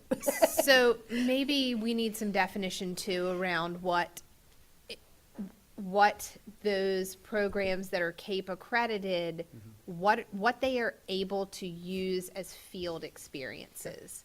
Because I think that might be really super broad. And I know for me, my program required me to have 15 hours clinical placement in a classroom per education course I took beginning day one, my very first one, which that was enormously helpful for me going into my student teaching. That may be something we want to look at discussing. I don't know. I just do think that with all of the demands, particularly, a lot of our teachers talk about just the technology demands and everything else on top of the daily building of lesson plans and teaching your content, all of the peripheral things that go to your job. We really do need to give our students who are even entering an EPP the full view, because I'd also like to see data of students who enter an educator prep program and don't finish. Because, maybe they get into their student teaching and get hit with a big brick wall going, I didn't sign up for this. I don't know. But that's data that I think would be helpful for the board as well. Placement Ms. is, Kilgore? I think placement can make or break that student teacher's experience, as you're saying. And if it's not a good experience, they may walk away from education. So, and I know we don't have a magic wand to create that, but, and I'm sure a lot of thought has already been put into it, but that is very true. Mr. Monk? Yeah, and we know that geography plays an Yes. impact in that placement, and so sometimes maybe there isn't as much put into that just because, hey, I'm near an institution of higher ed, I get these folks every year, student geography, all of that plays in, but then the quality, I would agree, President Creasy, I think that varies based upon the EPP program. Anything else here? Superintendent Gullickson? Thank you, President Creasy. I just want to acknowledge the State Council of Higher Education for Virginia's great work on their institutional fact packs. We have really tightened up our relationship. We meet in partnership with the agency heads of the Virginia Community College system, Executive Director Fleming, and then also the heads of the workforce agencies every other week. And so this conversation is very timely because they've put out some great stats on our four-year institutions across program alignment, performance, retention, and so being able to bring this information back to them that we'd like to see and make sure it's very clear on our teacher prep programs, but also our principal and superintendent prep program pathways as well is part of that data collection, because they've really been moving towards that ease for families and aspiring students to make sure that they can see what is the ROI if I go a certain pathway or program at each of our public higher ed institutions. And so very timely, and excited to help see how we can further illuminate in their existing fact packs on ways that would make it easier for the board to navigate as well through our already existing MOU partnership. Okay, thank you. Thank you. Thank you, Mr. Gilstrap. Sorry we added to your workload, but I think it'll be fun and enlightening. This is work I like. This is Good, good, work. good, good. Okay, Mr. Jennings, you're up.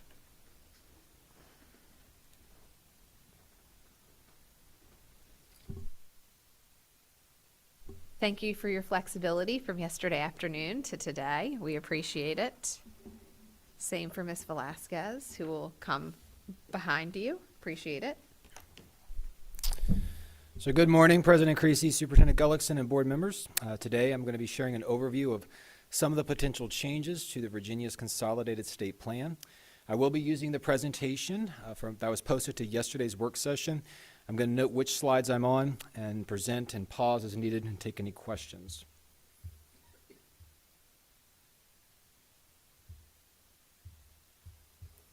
So my name is Mark Jennings. I am the newly Assistant Superintendent, very proud of that, of accountability, assessment, and best practices.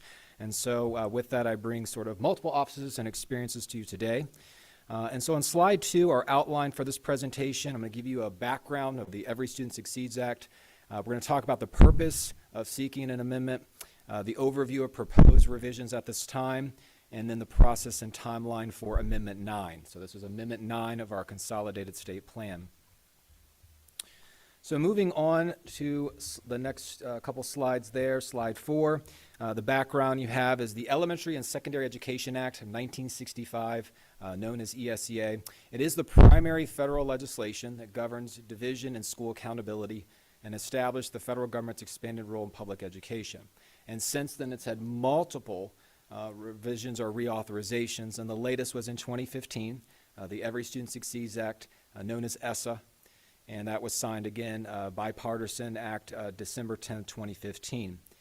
And so on the next slide there, you see an image of our Virginia's Consolidated State Plan and the number of amendments. States go through amendments as needed based on, and as you see actually at the top there, the goal of this plan is to simplify the application process. This was something that USCD received feedback from multiple states saying, please make this process easier as you collect information on Title I, Title II, Title III, Title IV, Title V, and Title VII.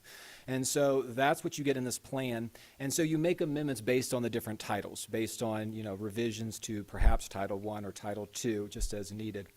But as far as accountability goes, our work is very much embedded in this. This is how we satisfy requirements under ESSA. It's meant to be to provide the public with quality, transparent information about how Virginia will meet the requirements of ESSA. And so for us this year, we're very proud to say we have a cohesive accountability system. Since ESSA passed, we were following the law, but we also had a state system, and school systems were doing paperwork under both, data collection under both, reporting under both, funding under both.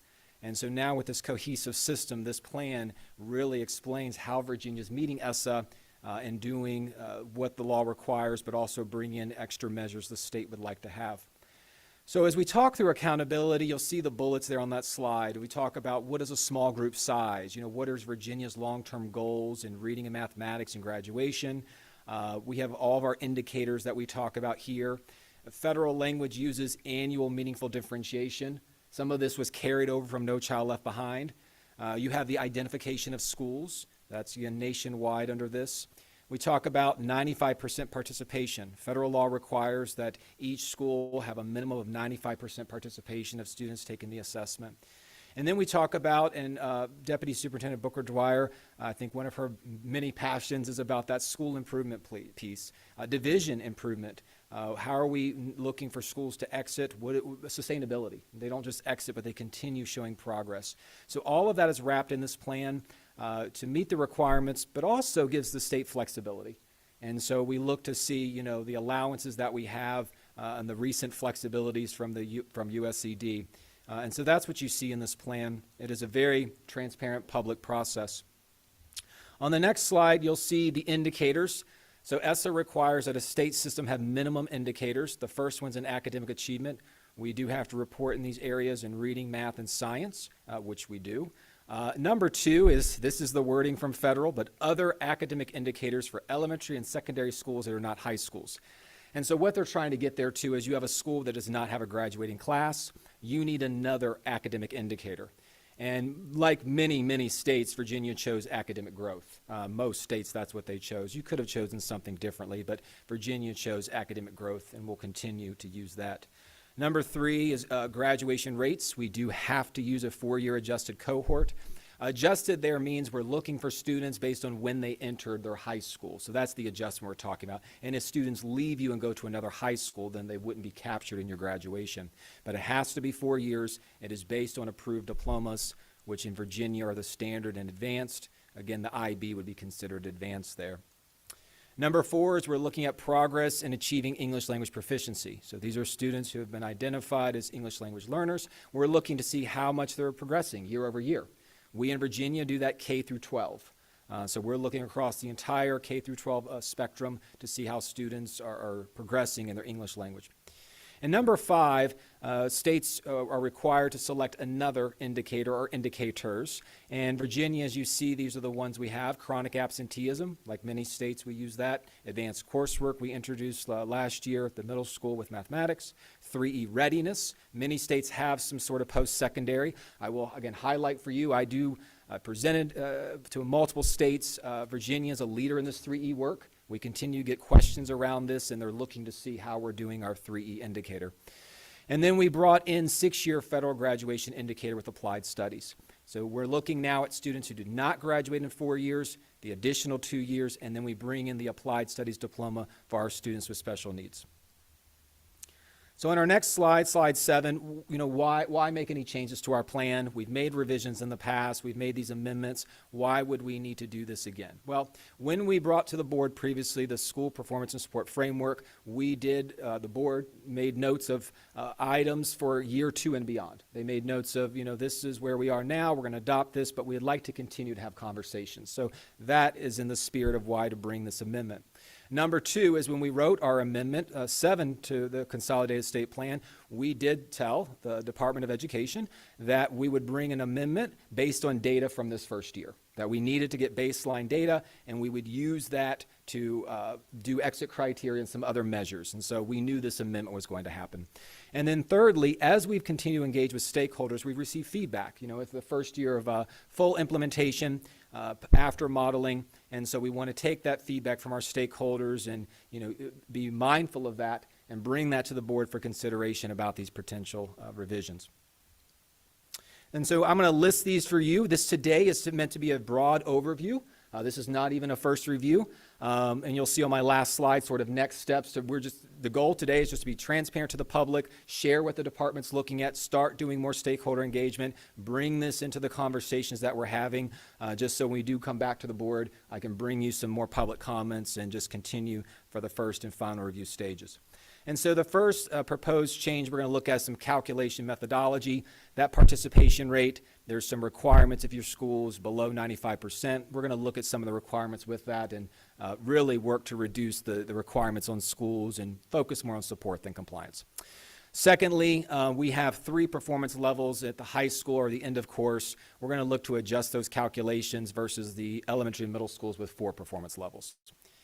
Number 2, we do need a growth metric. We've used value added this past year, and we've discontinued that. Previously, we used what's called in the literature value tables or progress tables, and you heard about that yesterday from our Technical Advisory Council. That was their recommendation to return to that for consistency. And so I'll bring those models to you and sort of what the data shows and for your conversation. We've already been engaging with the public on that and asking their input. And so again, we bring that today for conversation. Number 3, advanced coursework. So we signaled this in the past. We began with mathematics, and we want to bring some other proposals to the board about what other courses might be used at the middle school for students who are ready, and then when to begin those courses. As we understand, bringing high school courses will require changes in scheduling, access, some other concerns, and so when do you begin those so you can sequence properly? Number 4, we're looking at a new indicator in history, social science. We talked in the past about whether it's elementary, middle, high school, 2 of the 3, all of the 3, sort of some feedback on that and where those assessments might fit. Number 5 on the next slide, 9. You heard about this yesterday. We've been doing the integrated reading and writing component. It was introduced in 2023, became optional or operational in 24 and 25. And we need to finish with some standard setting. What we would propose here is that in grades 5 and 8, it would be part of a readiness indicator. And so we'll bring the percentages to you, but the students are required to take this now. It's being, they've received some information on it, but they would now receive a score, and then that score will be used in the readiness indicator for elementary and middle schools. Number 6, there's been some conversation already, but we would just, again, open the conversation on 3E readiness. All 3 are listed there. It doesn't mean we're changing all 3. Just for the public, we're not bringing all those pieces up, but just looking and having conversation because the goal was to balance the 3 of them. And so the board has signaled before it wants to have a conversation on JROTC. Many divisions have asked us to talk about that and how that might fit in enlistment. And so we'll speak specifically to that. But if there's any other items on enrollment or employment, the board would want to consider. I will share we had a stakeholder group, very excited about their work. Working with around employment for students with special needs. It was something we heard around programs that help students with special needs get into, to be career ready and to get into programs. And so we had a committee over the summer meet and do some work. And so I'm excited to bring that to the board and have some colleagues who did that bring that, and something we'd like to share sort of the definition of those programs and the criteria and have the board take a look at that. Number 7, English language proficiency. There's a new assessment. It's called the WIDA alternate access. These are for students who are duly identified, both special needs and English language learners. And so we need an exit criteria for this new assessment and progress levels. How do you measure that? Because these students are duly identified. Number 8 is one that we've gotten quite a bit of positive feedback on. And as you look at these items, the question will be, these are good ideas. When do you do this? I will tell you what I've heard for number 8 is now. The public, again, has been pretty clear. They like to move on this one pretty quickly. And so this is talking about our students who are recently arrived. They've been in a U.S. school fewer than 12 months. And currently, Virginia, like most states, does Exception A. And I'll give you the details on this the next presentation. But the proposal is to go to Exception B. And what that does is allow an extra year to measure growth for these students. And so number 9, again, going back, this was one that we needed data, but we need to determine how do our comprehensive support and improvement schools. Comprehensive means the entire school has been identified. How do they exit? What do we measure as sufficient exit criteria for these schools? What does progress look like? And so with our data from the framework, we need to determine that. And then for our additional targeted support and improvement schools, the same. With our data, what do we look at to be, these are student groups that are severely underperforming. What does enough progress look like to exit for these schools? What does sustainability look like? And then 10, 11, and 12, you see on slide 10 there, these get into the work of school improvement. And so as you see the note there, school improvement is not a one-size-fits-all approach. And so we want to look at some revisions to use data-informed strategies, looking at the context of the school that leverages the full breadth of opportunities in Virginia, such as seat time flexibility, multi-divisional online providers, extended school year, and the innovative approaches to instructional delivery or school governance. And so looking at all of those and thinking about what more rigorous interventions means, what does resource allocation review mean, what does technical assistance mean. So this is a nice time when you open up your amendment to look at it holistically and address those items. And on my final slide there, slide 11, our next steps. So today's timeline was just to, again, continue this conversation. We've been doing stakeholder engagement. We will continue. We actually meet with the Superintendent's Association on Monday, and we'll have this conversation with them and get their feedback on some of these changes. We'll continue with superintendent regional meetings. We're scheduled for conferences. We meet with organizations. We have advisory groups to the department that represent all 8 regions, and so they give us input on these. Public comment will open by November 7th, and they'll see a draft of the plan and provide some feedback. That will be announced in the Virginia Education Update, and it'll be on the DOE website. We'll come back to the board November 13th to bring you a first review of the plan and proposed changes for conversation. And then we're looking for final review at this time, December 11th. And then from there, we submit to USED for their approval and go through any sort of changes that they request. Are there any questions or comments for Mr. Jennings?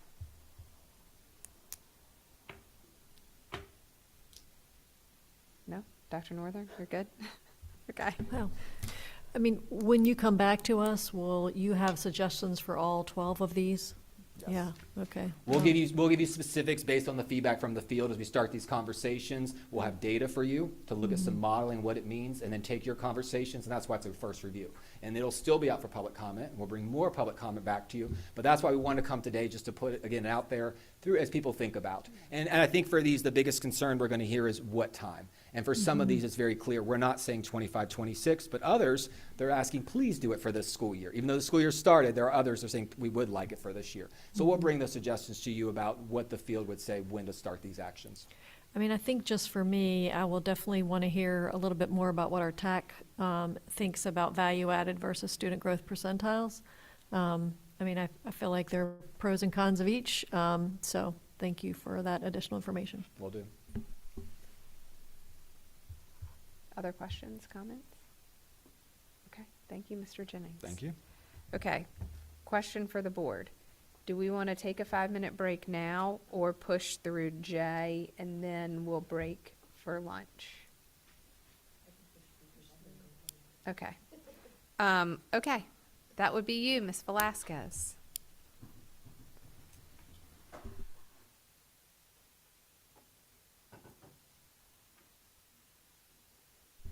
So sorry that you are last again. But not after lunch. But not after lunch, so.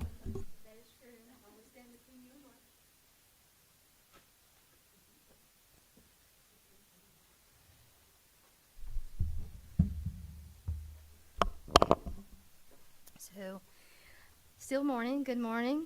President Creasy, members of the board, Superintendent Gullickson.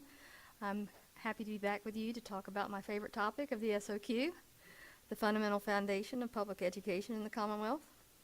So very important. So you have the presentation, that was the last presentation on the agenda yesterday. So I'll be going through those slides. And of course, the first slide on page 2 is the slides that we build off of every month on this presentation that outlines your statutory references in the SOQ, should you need to consult them.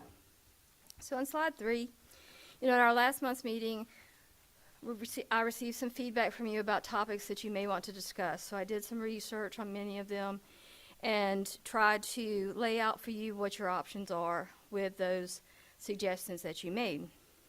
So the first item was a student safety issue related to background checks for faculty and staff in public school divisions. So, I know that it's the boring stuff that I love, but I laid out for you the foundation statutes that are in the Code of Virginia currently related to background checks. Background checks are currently not in the SOQ. So moving them into that would be a change that would require additional funding that we can talk about later. So I provided for you on page 3 of the presentation the statute that requires all school division employees, permanent, part-time, temporary, to receive a fingerprint background check that's run through the Criminal History Records Exchange in the FBI. And what the prohibitions are on who can be hired by a school division given what's in the background check. On slide 4, I laid out for you proposal options since the background checks are not currently in the SOQ. So right now, you can, if your recommendation is that you do not want to move them into the SOQ, you just want to amend the existing statute, I can draft language to put forth a legislative package that would affect that particular statute regarding background checks to require, based on your recommendation, renewal of background criminal history checks, whether it's every 3 years, every 5 years, upon license renewal, staggered based on date of hire, so school divisions don't have to do their entire employee population at one given time and bear that. Now, under the current statute, the expense of the background checks is borne by the school divisions, and they can pass that expense on to the future employee. So, if you decide that you want to recommend amending the existing statute, that is something for you to consider, whether that would remain an expense borne by the school division for the renewed background checks, or whether you want them to be able to pass that on to existing employees. If you decide to move it into the SOQ, then that will require additional state funding and basic aid in order to, since it would be a part of the SOQ funding model. I did not obtain figures on that because I first wanted to get what your recommendation was on the cost. Either way, it's going to have a fiscal impact, whether it's a fiscal impact on the school division or fiscal impact on the state, both, because obviously SOQ funding has a state component and a locality component. The one thing, there are background check requirements for your early learners that would not be in the SOQ, so I didn't add those here. But if you decide that you want to amend the existing statute rather than to move the background checks into the SOQ, I would then add in those components for renewed background checks for our earliest learners as well. So our early learner employees already have a 5-year repeat. Right. So it would essentially be bringing our K-12 employees into the same requirement. But Right. you're just saying that what that would do is we would need to do that statutorily to move K-12 employees into those same existing recheck requirements as early childhood employees. Well, we wouldn't need to move the K-12 employees into the early learning statutes. We would simply amend the existing. But I didn't, if it's not moving it into the SOQ, which only affects K-12, then we want to make sure that they align background checks for the early learners as well as for school division employees. And I believe there are background checks for private schools if you want all of them to align. The only question is, with the early learners, there's the 5-year repeat background checks. If you wanted to shorten that for the K-12, then we would want to align all of them. But if you wanted on a 5-year cycle to be consistent, then we probably wouldn't have to propose amending that statute. So, but I do want, if you make that a change in the timeline of that renewal, we want to make them consistent. Yeah. So those are the options I saw. Certainly, if you see another option, I'll be glad to work on that research. But those were the options I saw. It will have a fiscal impact. I mean, we'll have to provide that analysis to the General Assembly should the package go forward. But it's a matter of amending something existing or purposely moving it into the SOQ. And what would be your suggestion?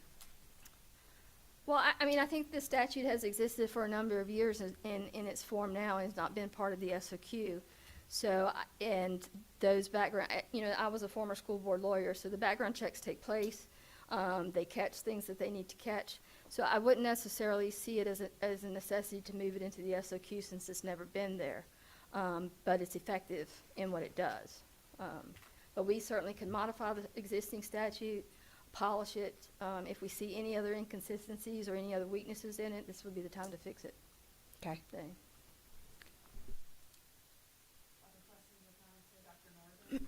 So right now, it says we require all school boards to require all applicants accepting employment to be fingerprinted, and the fingerprints are forwarded through to the FBI to obtain a criminal record. So remind me again what's wrong with the current process? Like, where are we falling down here?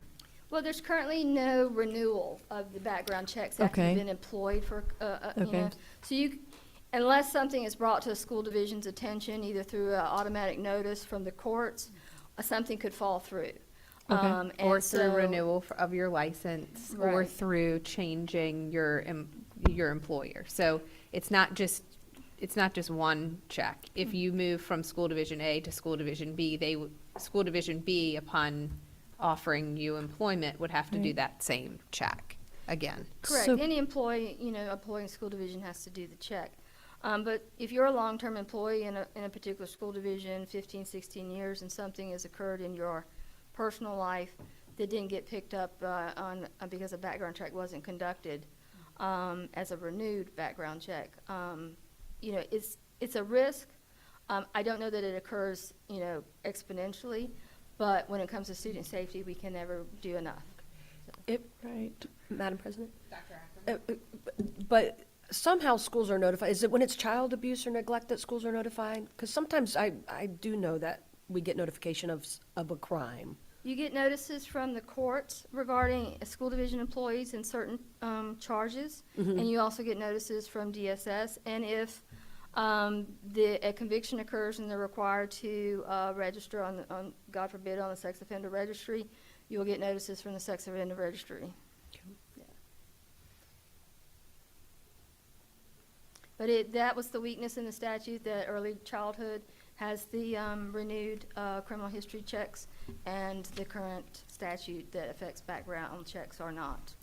There's not a requirement for a renewed look every so many years. So, Dr. thank Northern? you, sorry. So we wouldn't be changing the fingerprint thing, we'd just be saying every 5 years, you have to get it done again. And Again. it doesn't require another fingerprint, because your fingerprints don't change, right? It Right. just requires that updated criminal history be. Right, and there's an expense associated with doing the fingerprint and expense associated with sending it to criminal. Well, and I will say, exchange. there is still a difference in how the processing takes place, because early childhood requires what's called field print or automatic fingerprint capture, whereas K-12, you can still run either a physical fingerprint card or do the automatic fingerprint capture. So we might want to also take the opportunity to To make them streamline and make that consistent as well, for that automatic capture. Because then it's gonna be in a file so that it can easily be rerun, whereas in a card, you lose you just lose that ability to see clearly after a certain period of time, so you would have to recapture on a card I see. the ink. Right. Yeah. So, That's true. I think that's, Yep. thanks for saying that, because Yep. that just jived my memory on mean, how do we go that route. Paper can go missing, paper can decay, and so you want. This is where you put your finger on a little screen and. Yeah. Right. Yeah, Yep. yeah, yeah. Yeah, versus having It's about this big big. nasty ink put on your fingers and. Yep. So, but that's the direction. If you decide you want fingerprinting and background checks moved into the SOQ, then I would get with the finance office to see if we could estimate some costs associated with that. If you decide to amend the and what I would do with the same thing, if you decide to focus on proposing amendments to the existing statutes, what type of fiscal impact that may have.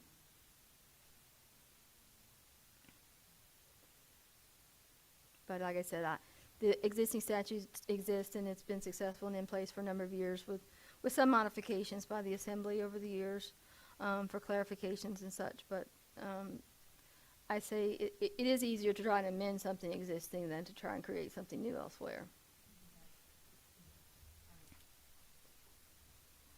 Any other questions on this one before we? Okay, thank you. Okay, so progressing on to slide 5 with student safety continued. The superintendent brought up with me after the meeting that there was also a question about school board members. And the fingerprint background check statute only applies to employees. It does not apply to school board members. And so, most of our school boards are elected, so I do not profess to be an election law expert in any means, so I had to go down that research line. It took me quite an extensive look at that. But, you know, usually anybody who has had some past troubles, that comes out in the election cycle through the press. However, it is a bar to running for office if you've been convicted of a felony, because in Virginia, you have to be qualified to vote to run for office. In order to be qualified to vote, could not be convicted of a felony, or if you have been, you would have had to have your rights restored by the governor. So the felony convictions are not so much a concern in terms of running for office. And then there are statutes in place to require a forfeiture of office if you're convicted of a felony while you are in office. So there are some protections there. Now, certainly the appellate process would have to play out, most likely, if someone has been charged with a felony. So there may be issues there.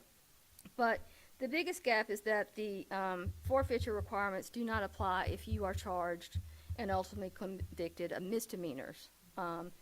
It doesn't bar you from running for office if you have a misdemeanor conviction. It does not require you to forfeit office if you are convicted of a misdemeanor while in office. So, but there is a process to remove an elected or appointed official, and I've laid that out for you, but it's kind of a cumbersome, complicated process that requires a certain percentage of the voters in that area to sign off on the court petition. But there are places within the statute that allow for the removal for certain behaviors.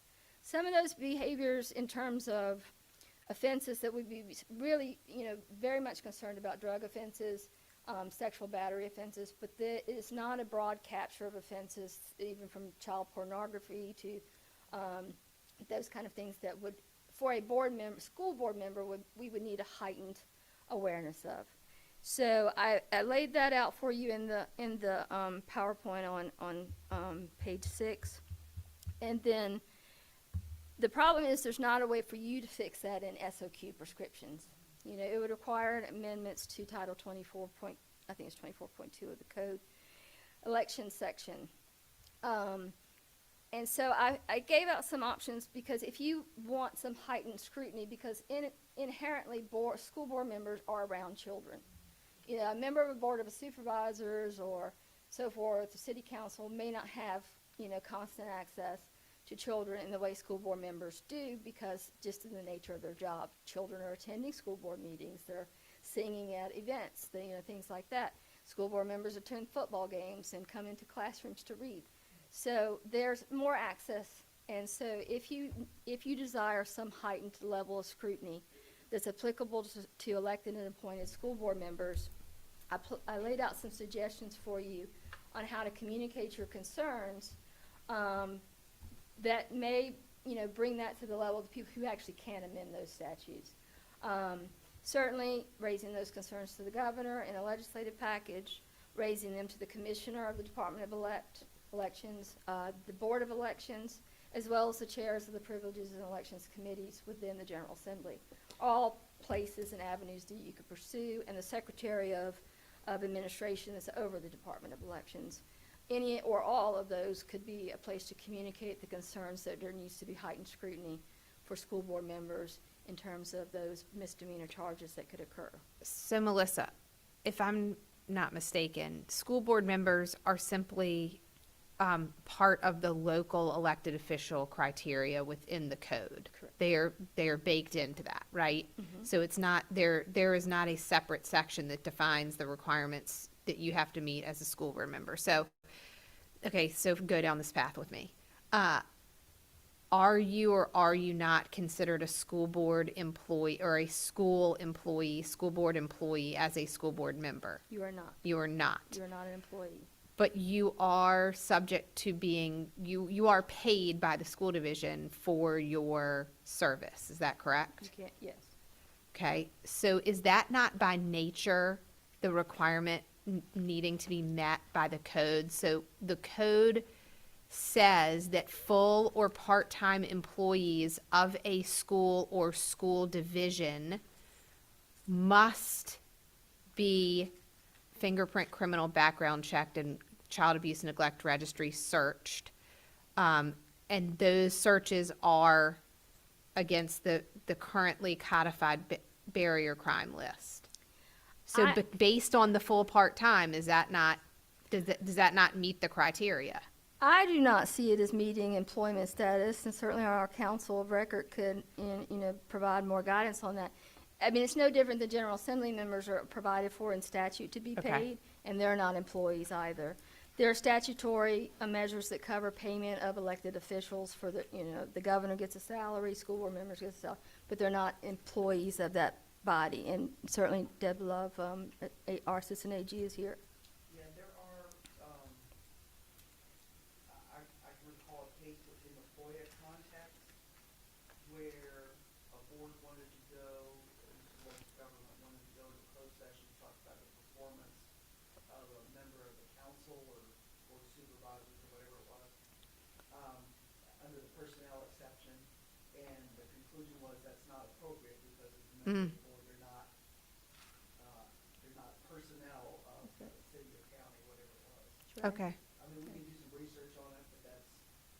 Yeah, I think it's slightly different for, this particular code section. I would be interested to see how we would come down on that.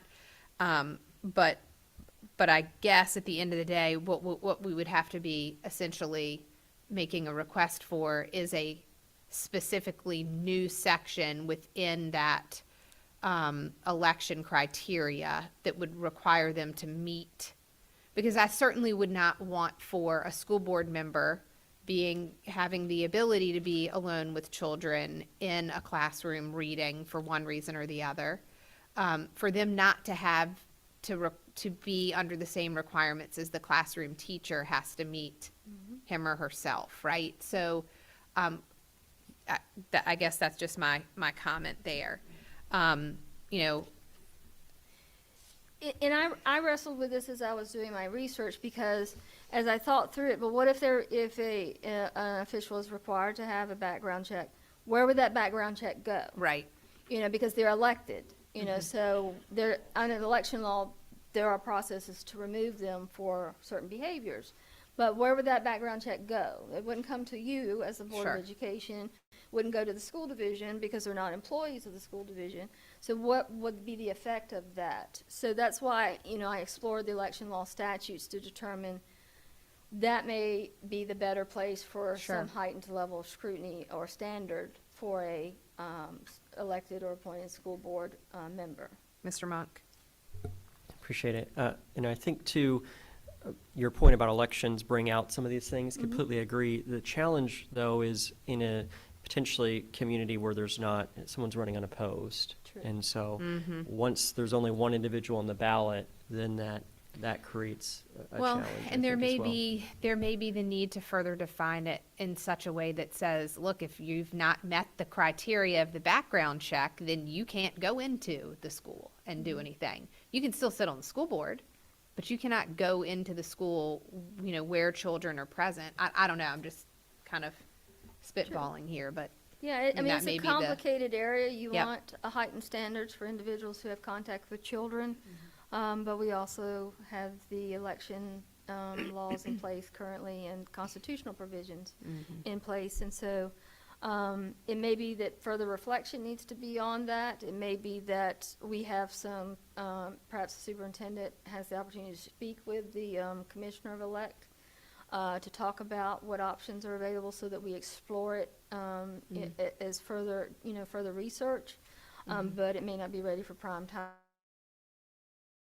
to come Sure. back with any kind of composed letter, but, that was the thought, that if the board wanted to authorize you and the superintendent to move forward with some sort of letter to, convey the concerns of the board, that may be the best option in terms of getting to that before elects radar, I mean, without opposition, does anybody have opposition to us communicating concerns?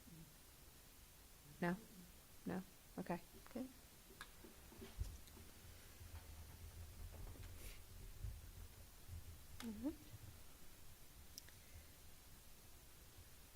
Yeah, when I initially started that research, I thought to myself, I am no expert in election law. What have I gotten myself into? But You it was are now. I am now. It was a informative process of exploring those requirements. So, Well, but moving on, we're out from student safety into student expectations, much more pleasant topic. We currently have in our standards of learning, in the SOQ, that school divisions have educational objectives that they have to meet, and one of those objectives is early identification of gifted students and the enrollment of the students in the gifted programs. And so I've walked you through the statutory requirements the school boards have to meet in terms of identifying gifted students, and included your own board regulations related to the testing, assessment, and identification of gifted students on slide 8. And I'm not going to bore you with the statutory language, but in standard 9, in page 9, there's currently no mandated measure of gifted potential in the primary grades.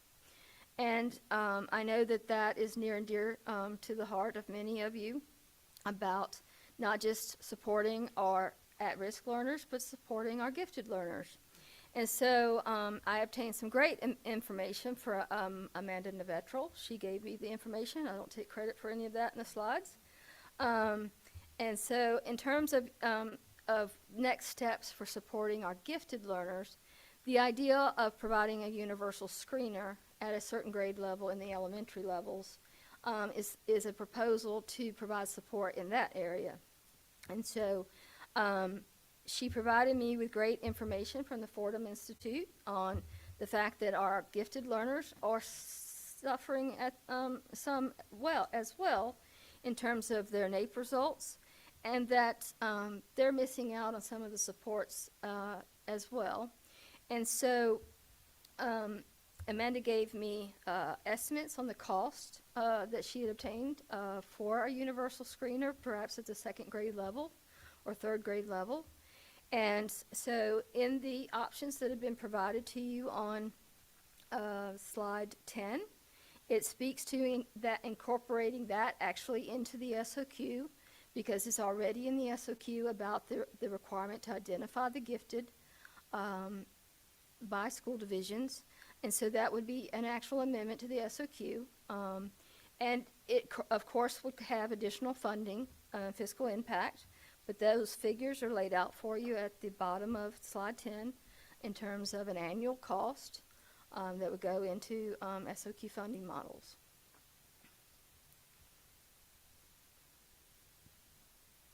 Any questions here? Any comments here? Dr. Northern? So, remind me again what Ms. Conway is using in grade 2.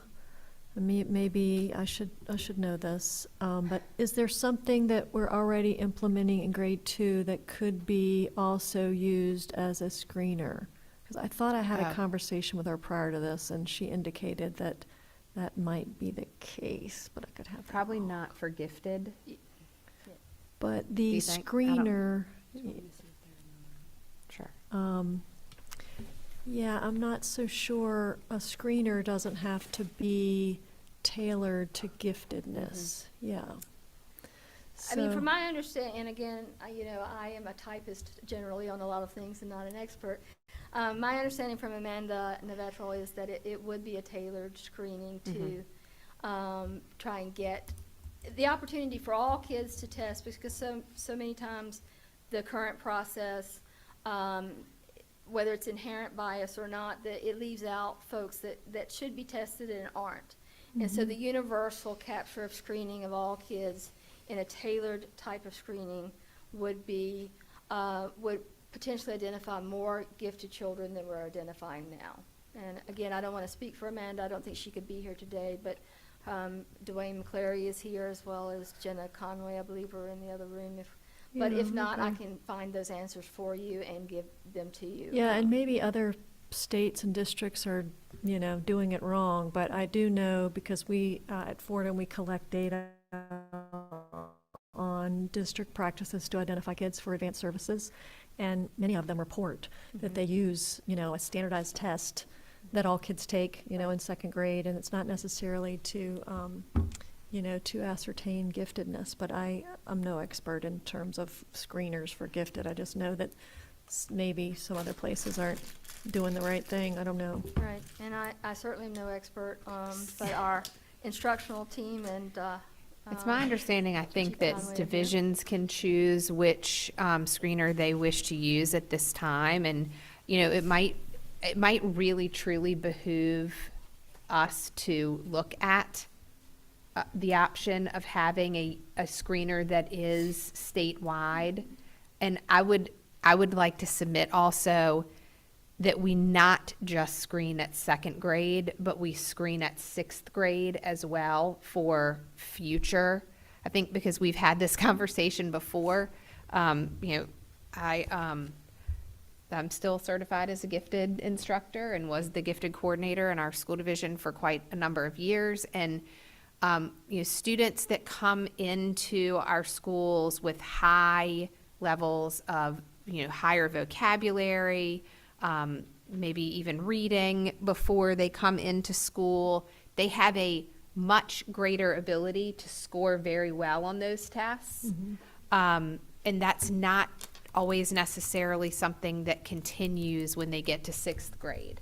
And so in many cases, you know, we're doing them a disservice by pushing them in ways that they really maybe need help in or maybe need to be in a different level course by the time they get to sixth grade. So I think, and then, you know, we have students moving in and out of different schools around the Commonwealth, and, you know, for one reason or the other, sometimes wires get crossed and students get placed into classes that maybe was misunderstood from a different school division. And I had a situation like that when I was teaching gifted. And we were like, where is this kid's test? And so it would be very, very helpful if we had another screening opportunity in sixth grade where we re-screened everybody that came into middle school with that identification, just to ensure the continuity of the identification. True, That- and from what I understand, it's not that school divisions are not screening, but it's not mandated in the SOQ. That is the difference. That by putting it in the SOQ, it would no longer be purely voluntary or optional from school divisions to screen at second grade or to screen at second and sixth grade. That it would be a requirement that they would have to meet. While many school divisions are already doing it, and many school divisions are doing it at multiple levels. Madam President. Dr. Ackerman? And since some schools are already doing it, I'm guessing if the state gets involved, there's some money savings possibly for these schools that are doing it, Perhaps. right? Because if this cost was estimated at the state level. And then there's also sometimes, I think, not enough discussion or awareness of the different types of giftedness. So some schools may feel that they are doing it, but they could be missing some of the other types of giftedness as well. So some oversight, I think this is a good idea, but. Now, Chief Deputy Conway is here. Dr. Northam, you had a question about the test that's used. Yeah, at I mean, second grade, but I did not. and Jenna, you can, you know, I just found the data I was looking for. So we surveyed district coordinators in advanced education. And so and asked them how they screened the kids for potential advanced services. And this could be totally wrong. 87%, and this is a specific, 87% use the COG AT or the NNAT. 81% teacher referrals. And 59% use MAP or iReady. And then 58% use performance on state mandated end of grade reading, math, social studies, or science test. So I guess I'm just trying to figure out, like, you know, people are using a variety of tests across the nation to identify, and most of them actually do it in second grade. That's another data point. And I was just wondering if there's an instrument in your repertoire that you think would be valid for this or not. Yeah, so I will speak less about kind of recommendation, more just where we are. So just as a reminder, the budget language established a VKRP 1-3 pilot and exploration. So we saw similar data in a survey that was conducted by the University of Virginia that was looking at less of what are we using for screening for gifted, but more around, is there any apples to apples measure outside of either PALS at the time or VALS now that covers other areas of academic or social emotional kind of progress for kids? And so that survey basically showed in a similar way a variation on what school divisions were using, with some deficits in first and second grade, right? So you go from measuring the beginning and the end for VPI, the beginning, kind of the middle is optional, and the end for kindergarten, and then there's the kind of gap other than VALS, right, which covers all the way through, and then now up to 8th grade, and then you have SOLs. And so while the system expressed some trepidation about more assessment in 3rd grade, because you have both the Virginia Growth Assessment and SOLs, they did note that there was a gap of statewide consistency on either screening or assessment, potentially even screening for gifted in that 1st and 2nd grade. But that is still a budget item, and University of Virginia, in partnership with Deputy Superintendent Booker Dwyer and Assistant Superintendent Wallace and myself, continue to support that work, and we can also share the findings of that survey. That would not be intentional sort of focus on gifted, but that is effort to say, you know, should the state consider a more consistent screener assessment or something, Right. particularly for 1st and 2nd grade. Right, okay.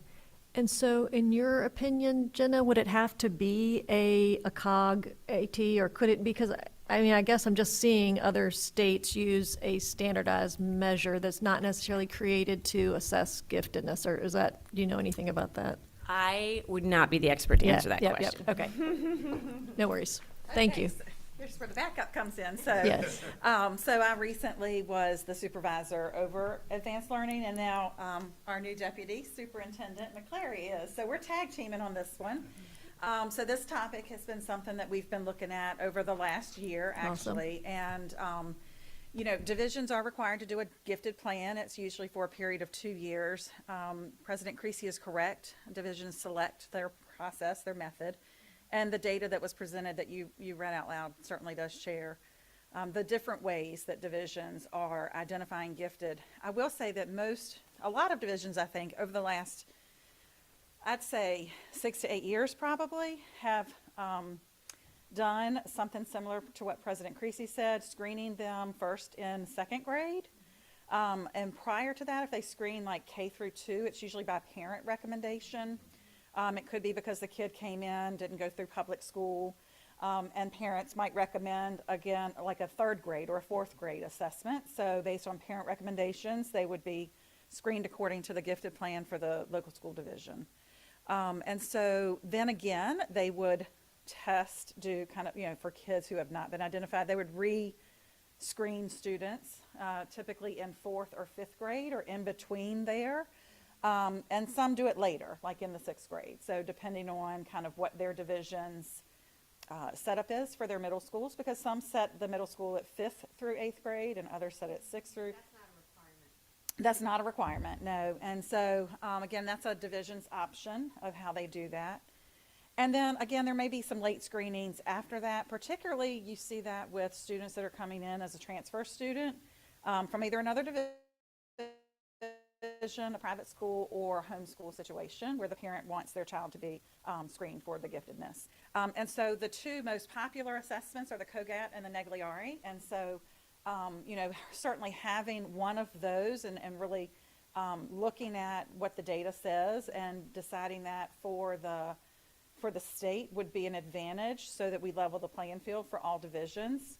If there was funding tied to it, that certainly would save the divisions money, but that, of course, would be a budget request because there currently is no funding that I'm aware of that goes strictly to gifted testing or gifted screening.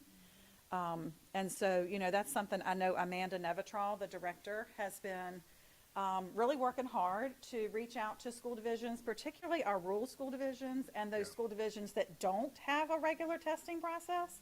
She's just finished a series of training across regions 8 and 7 because they were areas where she saw need for support from the agency. And so she just finished that work up about the time that the deputy came on board. And I think she plans on doing that. She did it in partnership with English Learner as well. So those are two areas that we see needs. So we provided on-the-ground support for those divisions. Currently, she has about 14,000 students calculated from just second grade that do not get screening right now because not having a universal screener. So about 85 divisions in Virginia currently have screeners, and most of the others that don't are rural districts. And what do you think they're mostly using? They're using the Naglary and the Kogat. Oh, they are, at their own expense? Yes. Okay, I gotcha. So. Which is why some of them may only screen in second grade, because that could be a funding issue. Right. I mean, I guess I'm just wondering as a board whether it would make sense for, I mean, it's going to take a while, right? Like if we want to try to get funding for the Nagley area or the, the Kogat, yeah.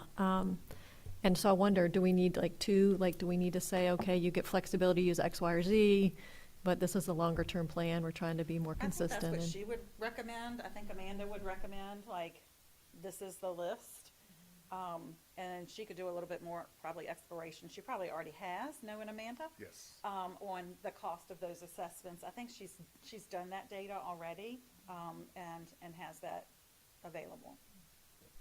I think, one thing in I'm a big local control guy, and so recognize that maybe there's some districts that are not doing it well, and there's some opportunities there. But I also think there's some districts that are doing this well, and so I want to make sure that whatever we're talking about here at this level includes that thought process and really provides pathways for them if they're already maybe doing better even than some of the things that we can prescribe, not limiting them in that. But then also, Dr. Northern, there is some financial pieces here. So is there something we're already doing that we can use as a screener, just knowing that many of our students may not qualify. So I think with limited resources we have, we want to make sure that we're using those most effectively. So I'd hesitate to do just this universal mandate across the board there. No, I think using the word universal screener is more not we're going to screen universally and everyone gets tested. I think it's just trying to get to more of a regulated test that is the same test that measures, like Jenna was saying, apples to apples instead of an apples to oranges. Following you now. Yeah. And so I think that's the purpose here. And I don't think it needs to be then everybody gets screened again moving into middle school years. Those that had been identified previously should then be rescreened before that middle school transition. So Melissa, do you want to swoop back in here and kind of bring this one to kind of a close at what we want to move forward with as far as the board? Because personally, I do feel like this is something that is good for the SOQ to address. So how do you want to? I mean, for this particular item, out of all of the items that we talked about last month, I think this is absolutely the most appropriate item to go into the SOQ. Whether it's to universal screen at the second grade and then provide the testing, acceptable tests prescribed by the board via regulation. That's an option.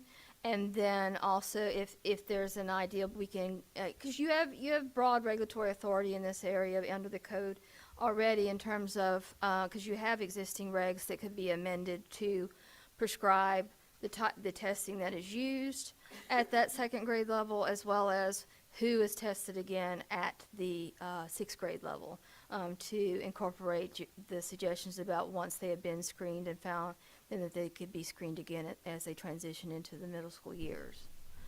So it would fundamentally be a two-step process in terms of getting the SOQ statute amended and then prescriptions of the board in the regulations.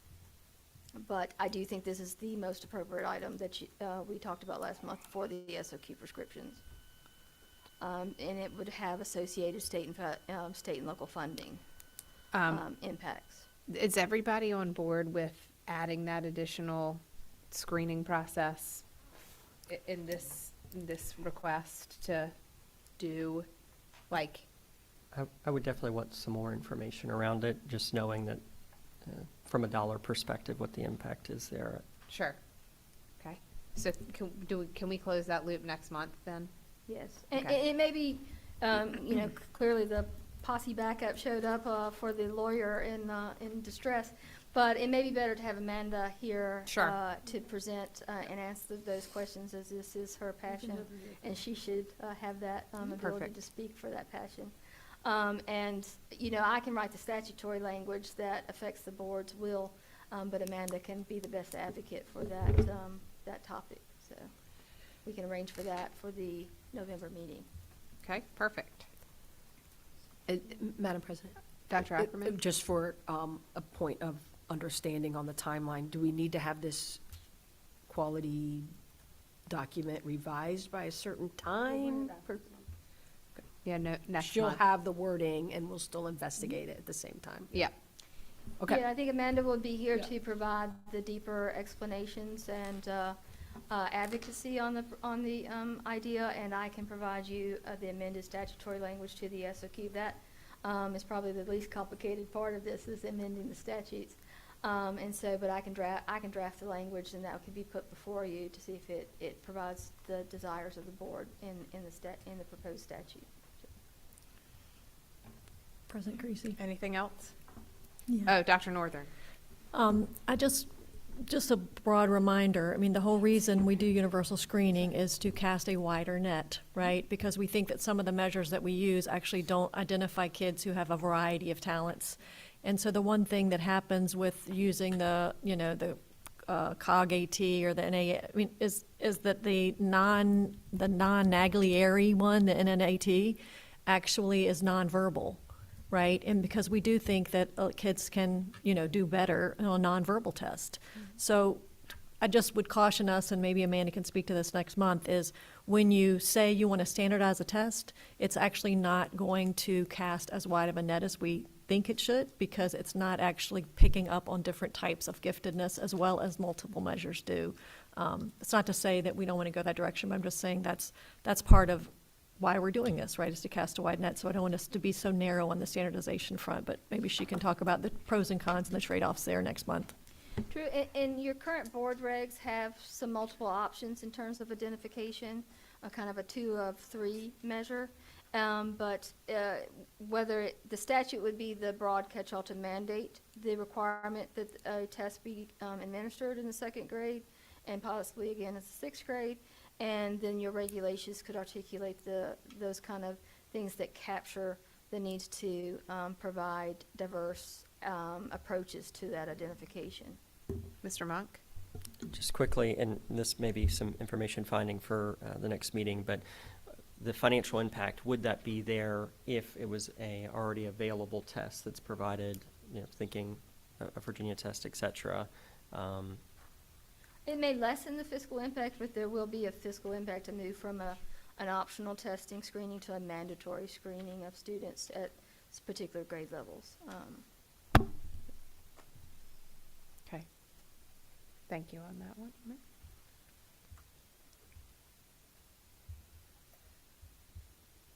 Do we have our Pipeline.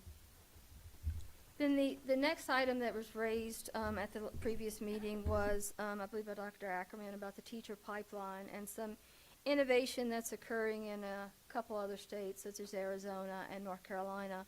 While my research showed the innovation in North Carolina is modeled after what is occurring in Arizona, but the project in North Carolina is currently stalled in the legislature. But my research showed that there's currently a project with the Arizona State University about teacher pipeline that has a very distinct model program in terms of preparing teachers and supporting teachers once they're in the classroom. We heard, our board member, Mrs. Kilgore, speak to the fact that she wanted to stay in the classroom. She didn't want to, advance up to administration in order to advance.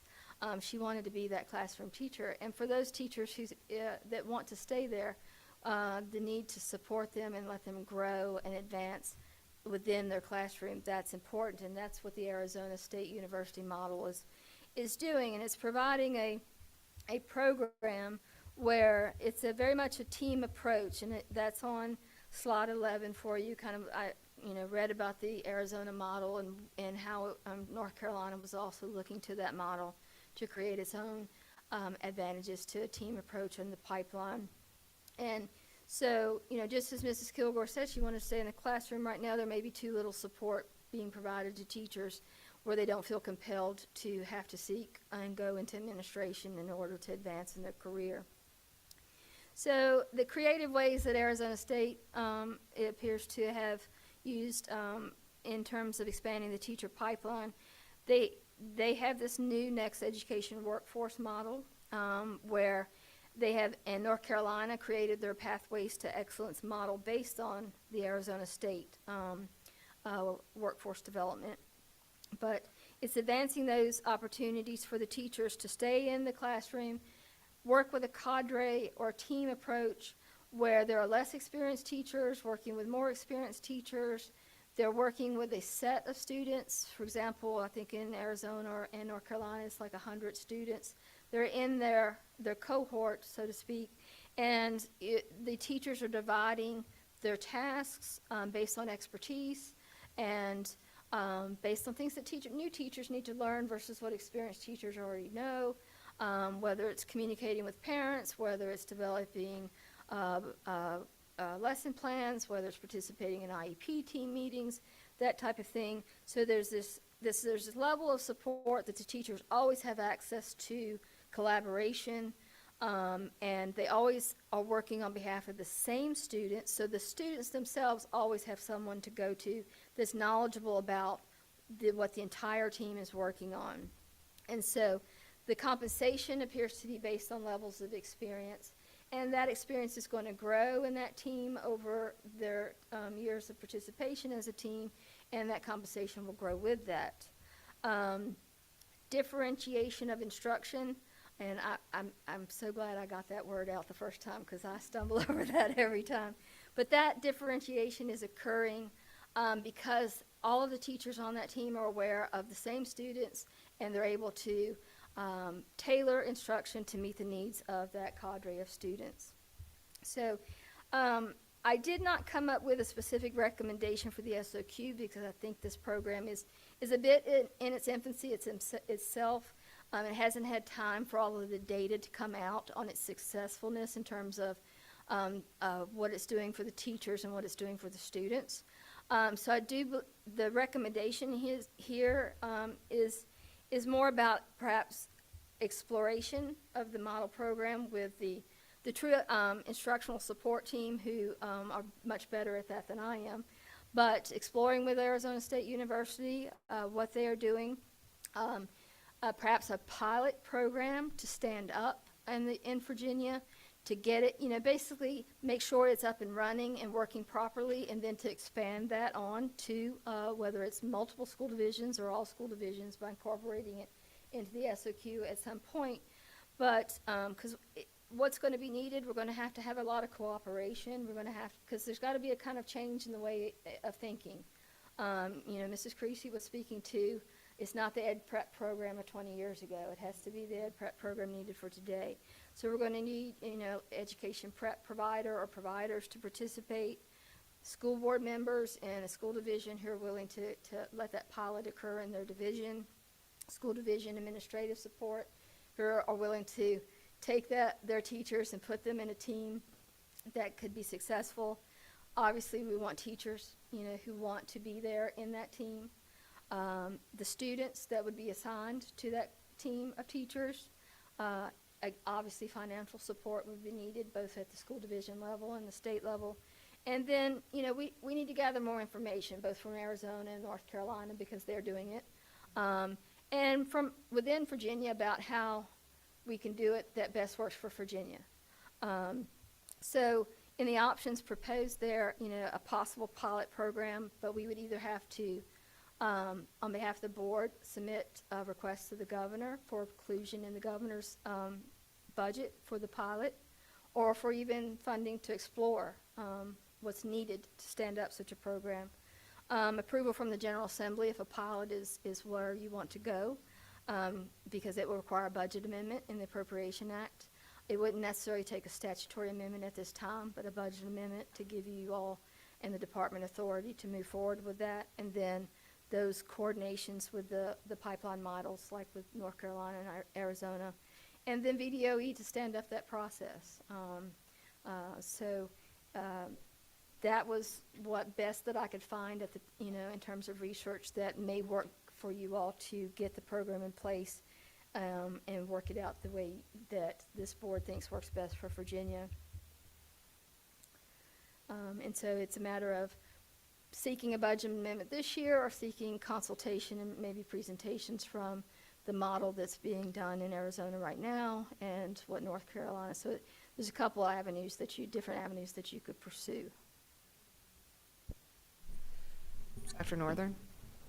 So I think North Carolina's path is based on the opportunity culture, which is out of public impact. So I would suggest if we can get maybe some information from Opportunity Culture, because I'm pretty sure they were the ones behind the North Carolina model. And I thought I actually had a conversation with Secretary Guadera, and I thought she told me we had a division in Virginia that was doing some of these Opportunity Culture innovations. And I could be wrong about that, but we have one. We have one, okay. This semester is their first semester. Oh, okay, so they're just starting. So yeah, my point is, that maybe we can hear from some pockets of in our own state that are doing some innovations around pipeline as a way to sort of get our juices flowing. Dr. Ackerman? And I agree with that. It'd be great to hear more, and maybe in partnership with our ed prep folks, because I suspect there's some barriers that we have in our requirements of ed prep that prevent some of this innovation. So I think more information, both hearing from innovative partners and having our experts involved in what that means in some of our requirements to ed prep. Other comments on this one? Thank you. And finally, in slide 13, there were other items raised at the last month's meeting. I believe Mrs. McPherson raised lab schools in underserved areas. So the superintendent will arrange for a presentation to give you all a status update on lab schools and the map of the existing locations and who they're serving at the November board meeting.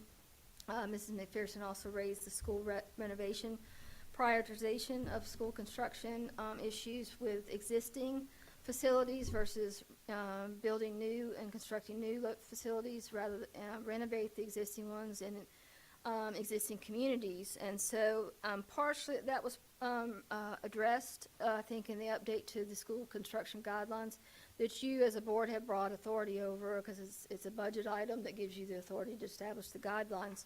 And so there was something in last month's agreed upon additions to those guidelines that does provide priority to using existing spaces versus new spaces, whether it's to allow a CT program to utilize it or to allow a charter school to utilize it, but rather than building new facilities. Now, when Mrs. McPherson not here today, I don't know if she has any comments about whether that addressed some of her concerns, but I'll be glad to work on that if that's a further direction from the board. And then I believe, Mr. Monk, you may have raised the provision of the timely data and our data sources. So the department is working on things related to data right now. So the superintendent's going to arrange a presentation on both CTE workforce data as well as a SIS information project from our assistant superintendent, Paul Carmal. And then of course, student-centered funding formula is at the center of the department and the board's desires and the administration's. I have not seen much activity on that recently from the assembly, but once your prescription on the universal screener is transmitted and your other recommendations to the governor and the assembly, that your prescription document will include the continued support of the board for a student-based funding formula model. And lastly, my understanding is there are some desired enhancements to the school accreditation process that at our last meeting were not ready for discussion, but potentially today. I need additional information from the board on what direction to pursue for any enhancements for the school accreditation.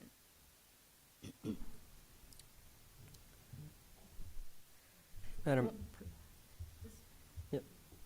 Mr. Monk, and then Dr. Ackerman. sure. I think, and this may be some of our conversations as well. I know on the academic side, we have kind of a layout of an MOU of what that looks like to support local districts. Thinking to the operations side, don't know if it'd be something that the board would be interested in of laying out some type of similar framework around what processes were to support local districts and their operational needs. Yeah, so, you know, obviously, Melissa, our MOUs that we currently have are really more around student outcomes. And, you know, we need to look at the holistic view of the school division itself and the school itself, not just from the student outcome perspective, but also their operational effectiveness, because inevitably that can affect student outcomes as well. So can we set up a system that drives much like what Mr. Monk is talking about? You know, there are specific examples of operational concerns that that you are speaking of that would give me a starting point on doing some research there.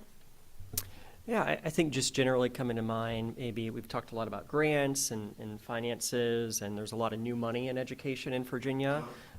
So ensuring there's some consistency and fidelity in reporting of information as well, and making sure that the data that we've got is accurate, timely, and better informs the local decisions on the academic side. But I think there's some of those foundational operational pieces that right now aren't included in there. Madam President? Dr. Ackerman? Yes. If I was dreaming, I would love to see a process that's similar to what you think of when you think of typical accreditation, where it's a panel and not just self-reported, panel of peers. And again, ma'am, just because, right, why not shoot for the moon, right? Because I think I was surprised to learn that the entire process is self-reported. But if you had some, and honestly, one of the neatest things about an accreditation process, when it's somewhat of a jury of peers, is you get to see other people's stuff, which is really cool. So you get to go to other school systems and learn from them and look at how they do this, that, and the other. Where they, how do they file all their fire drills for all their different schools? And so there's a kind of a two-way opportunity, both an accountability type opportunity for accreditation, but also an opportunity to kind of learn from each other. But again, if I'm dreaming, I picture more of what when you think accreditation, that's what you kind of think of is a party or a panel visiting your school, and just kind of checking your self-report is essentially what it is. But I mean, that's just my 2 cents worth. I'm not speaking for the entire board, I think, when I say that, but. Else here? Dr. Northern?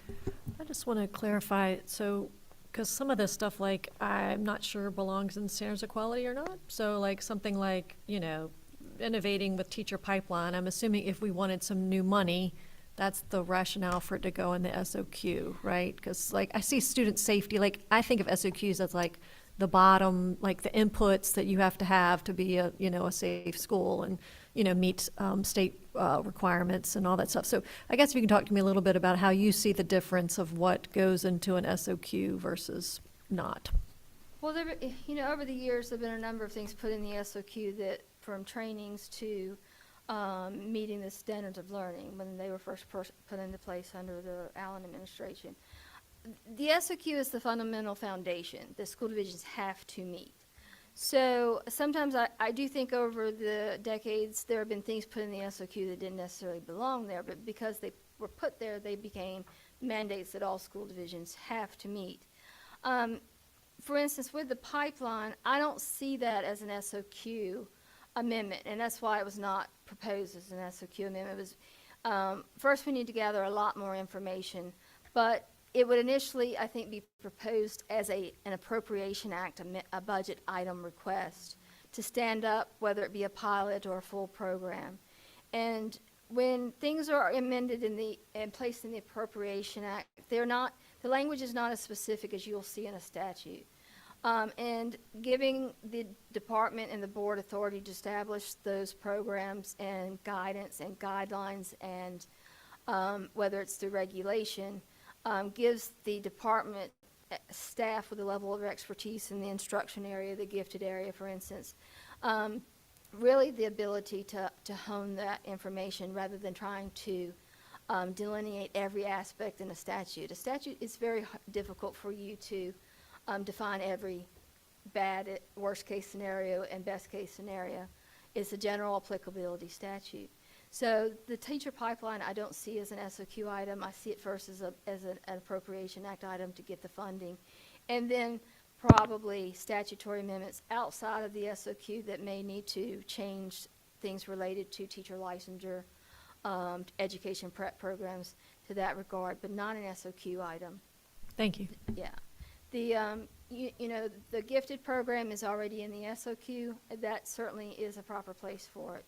A floor of requirements that school divisions have to meet in trying to recognize the talent of every student, not just particular students. The background checks, that has not existed in the SOQ at all. And the statute is having its intent and meaning carried out. School divisions comply with that. And I don't think there's any objection to complying with that. No, I do not think any school division would ever want to hire someone that would place their children in jeopardy. So they're carrying that out. I don't think that's a necessity to put in the SOQ as a mandate in the SOQ. School divisions are implementing that statute. But the gifted program definitely, laboratory schools are in their own article in the code already. They are addressed. School construction is in the Appropriation Act with the one small statute in the code. Again, not items for the SOQ. And by it not being in the SOQ, it also gives you greater flexibility in how it's carried out. So right now, some of the things that were talked about, I think, are excellent things to pursue for student safety and support for our teachers. But they're not necessarily SOQ items. Yeah, I hope that gives you the explanation you need. Absolutely, thank you. Ms. McPherson, if you would like to unmute and make your comments. Can you hear me? Yes. Oh, great, great. All right, sorry I'm not with you in person today, but I have been online the entire time. I did want to thank staff for working on the revisions to the construction provisions. I have looked at them. I would like for us to carry them over to the next meeting because in the interim, I do have some questions for staff regarding some of the recommendations, so I can be in touch that way. Also, as it relates to the lab schools, I'm glad that we're going to have a presentation on that. I've been looking into that further.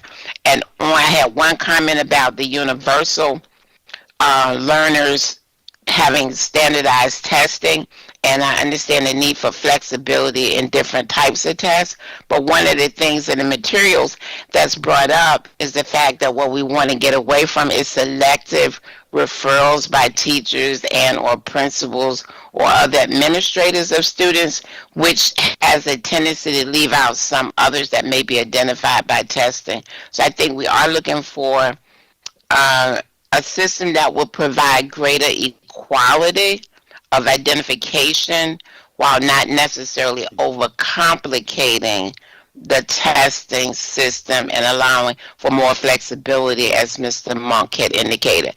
So I just wanted to thank the staff for what the work they had done on construction, and I'll be present next month in person so that we can go into greater detail. Thanks.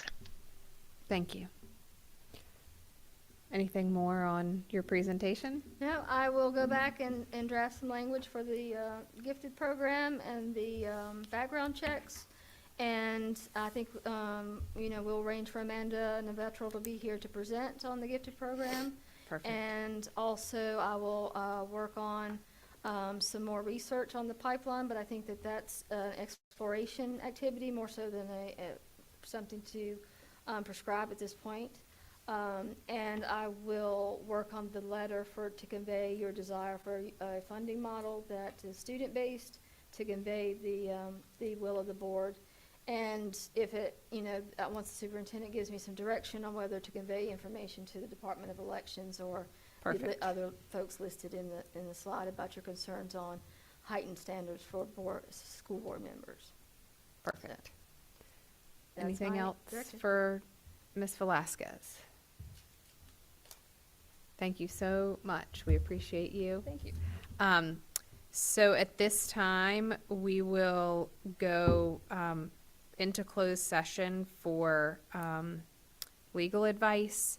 The board's actually going to go into the other room so that we can eat lunch while we get our legal advice. So if I can have a motion, I think Dr. Northern, would you read our motion to convene in closed session? Or not? Who has it? It's right below you, right there. You're fine.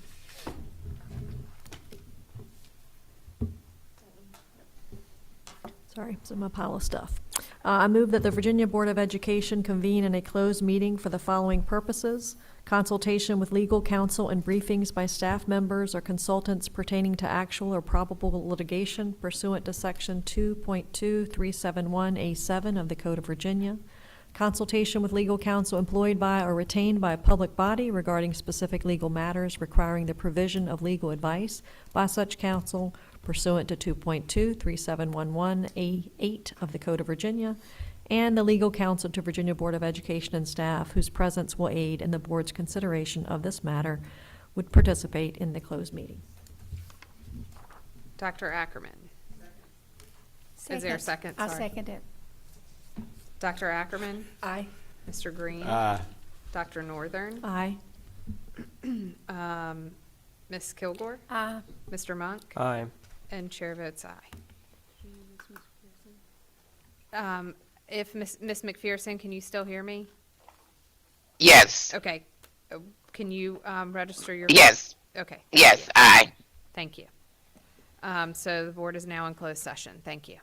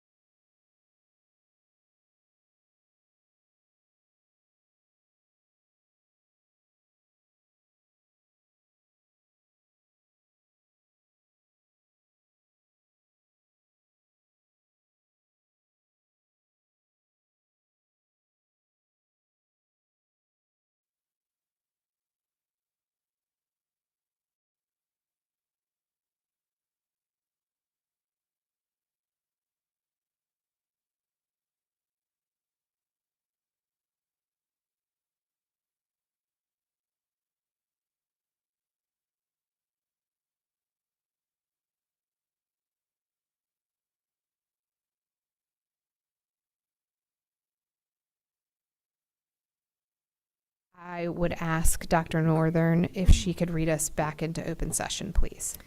We convene today in a closed meeting pursuant to a recorded vote on the motion above in accordance with the Freedom of Information Act, Section 2.23712 of the Code of Virginia, that requires that the board certify that, to the best of each member's knowledge, 1, only public business matters lawfully exempt from open meeting requirements under this chapter, and 2, only such public business matters as were identified in the motion by which the closed meeting was convened were heard, discussed, or considered.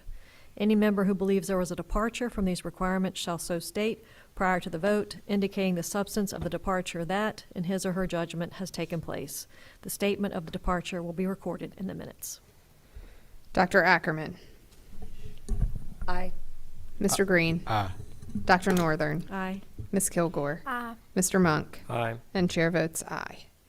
At this time, we are going to wrap up our meeting for the day, but the superintendent has a couple of comments that she would like to make. Thank you, President Creasy, members of the board. We had a few critical updates for the public, and since not everyone tunes into our work session, I may sound on repeat, but it's so important that everyone in the field hear these critical updates. So first, I want to again recognize Chief Conway and our entire early childhood care and education team for a wildly successful VQB5 rollout last week, including this new honor roll list. The board had the opportunity yesterday, if you missed it, to see the map, and really where excellence is happening is everywhere, in all models that are serving our youngest learners, and in every one of our regions across the Commonwealth. And as I noted yesterday, I had the opportunity to represent the Commonwealth of Virginia with one of our House of Delegates members, Mike Cherry, in Atlanta, to educate other states about Virginia's robust, high-quality public-private marketplace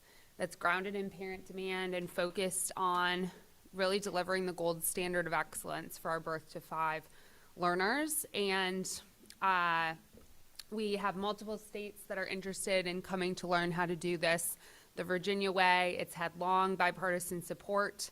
They had a great early childhood commission meeting yesterday, and continuing the momentum around innovating and leading the way, including on our up and coming digital wallet release, to really help families have more access to affordable care and to give employers additional tools to support their employees in this pathway. So once again, if you haven't checked out the latest ratings on our portal, join the other thousands of Virginians who have checked that out in the last week. We also wanted to provide an update, as you heard from some of the public comments today, on the Accountability School Performance and Support Framework rollout. We are so thankful for our school divisions who have been making sure that we have all of the latest data from their divisions, and in alignment with our data governance best practices, the Virginia Department of Education has been finalizing an agreement with a third party that is one of our public higher ed institutions to independently validate our accountability data and outcomes for every school and division to ensure transparency and our highest level of integrity. Once that is complete, then all of our school division leaders will receive their division and individual school summary reports, along with resources on how to communicate that with the public.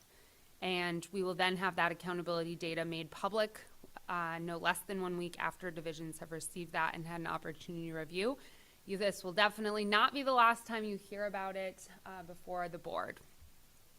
Another item that has come up in the news, so I want to make sure you hear it live here, is around federal funding, obviously a time of uncertainty. And so I want to re-emphasize to those of you who were not able to tune in yesterday that currently our federal funds have been delivered as expected daily, and there has been no disruption or cuts to the reimbursements for the Virginia Department of Education. And now this is true for several funding sources across our various federal agencies. So that includes the U.S. Department of Education, Health and Human Services, Department of Labor, and Department of Agriculture, and not limited to that. This continued support has allowed us at the agency to maintain our planned programs, staffing, and services for students without interruption, And so we hope that our school board members, our superintendents, and others tuning in will relay that as needed to their constituents, that we are in close communication with our federal contacts and will keep the Virginia board and stakeholders informed of any necessary changes. Lastly, I am still so proud of the Board of Education for taking a stance to expect more of our public school students here in the Commonwealth. Since our last board meeting, 2 more states have taken action to actually lower expectations for their students. And Virginia has been given a nod in the media for doing the opposite and really leading on our commitment that every student leave our public high schools ready for life, whether it's in a career, in military or service work, or to succeed in college. And we have had thousands of Virginians who have joined us in listening sessions and written comments over the last 3 weeks.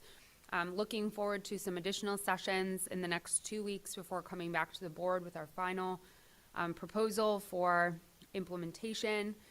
But really seeing great collaboration and partnership across the agency from various divisions and offices who are fielding questions, helping to inform supports and new technical opportunities as we hear requests from educators, parents, and students to be set up for success.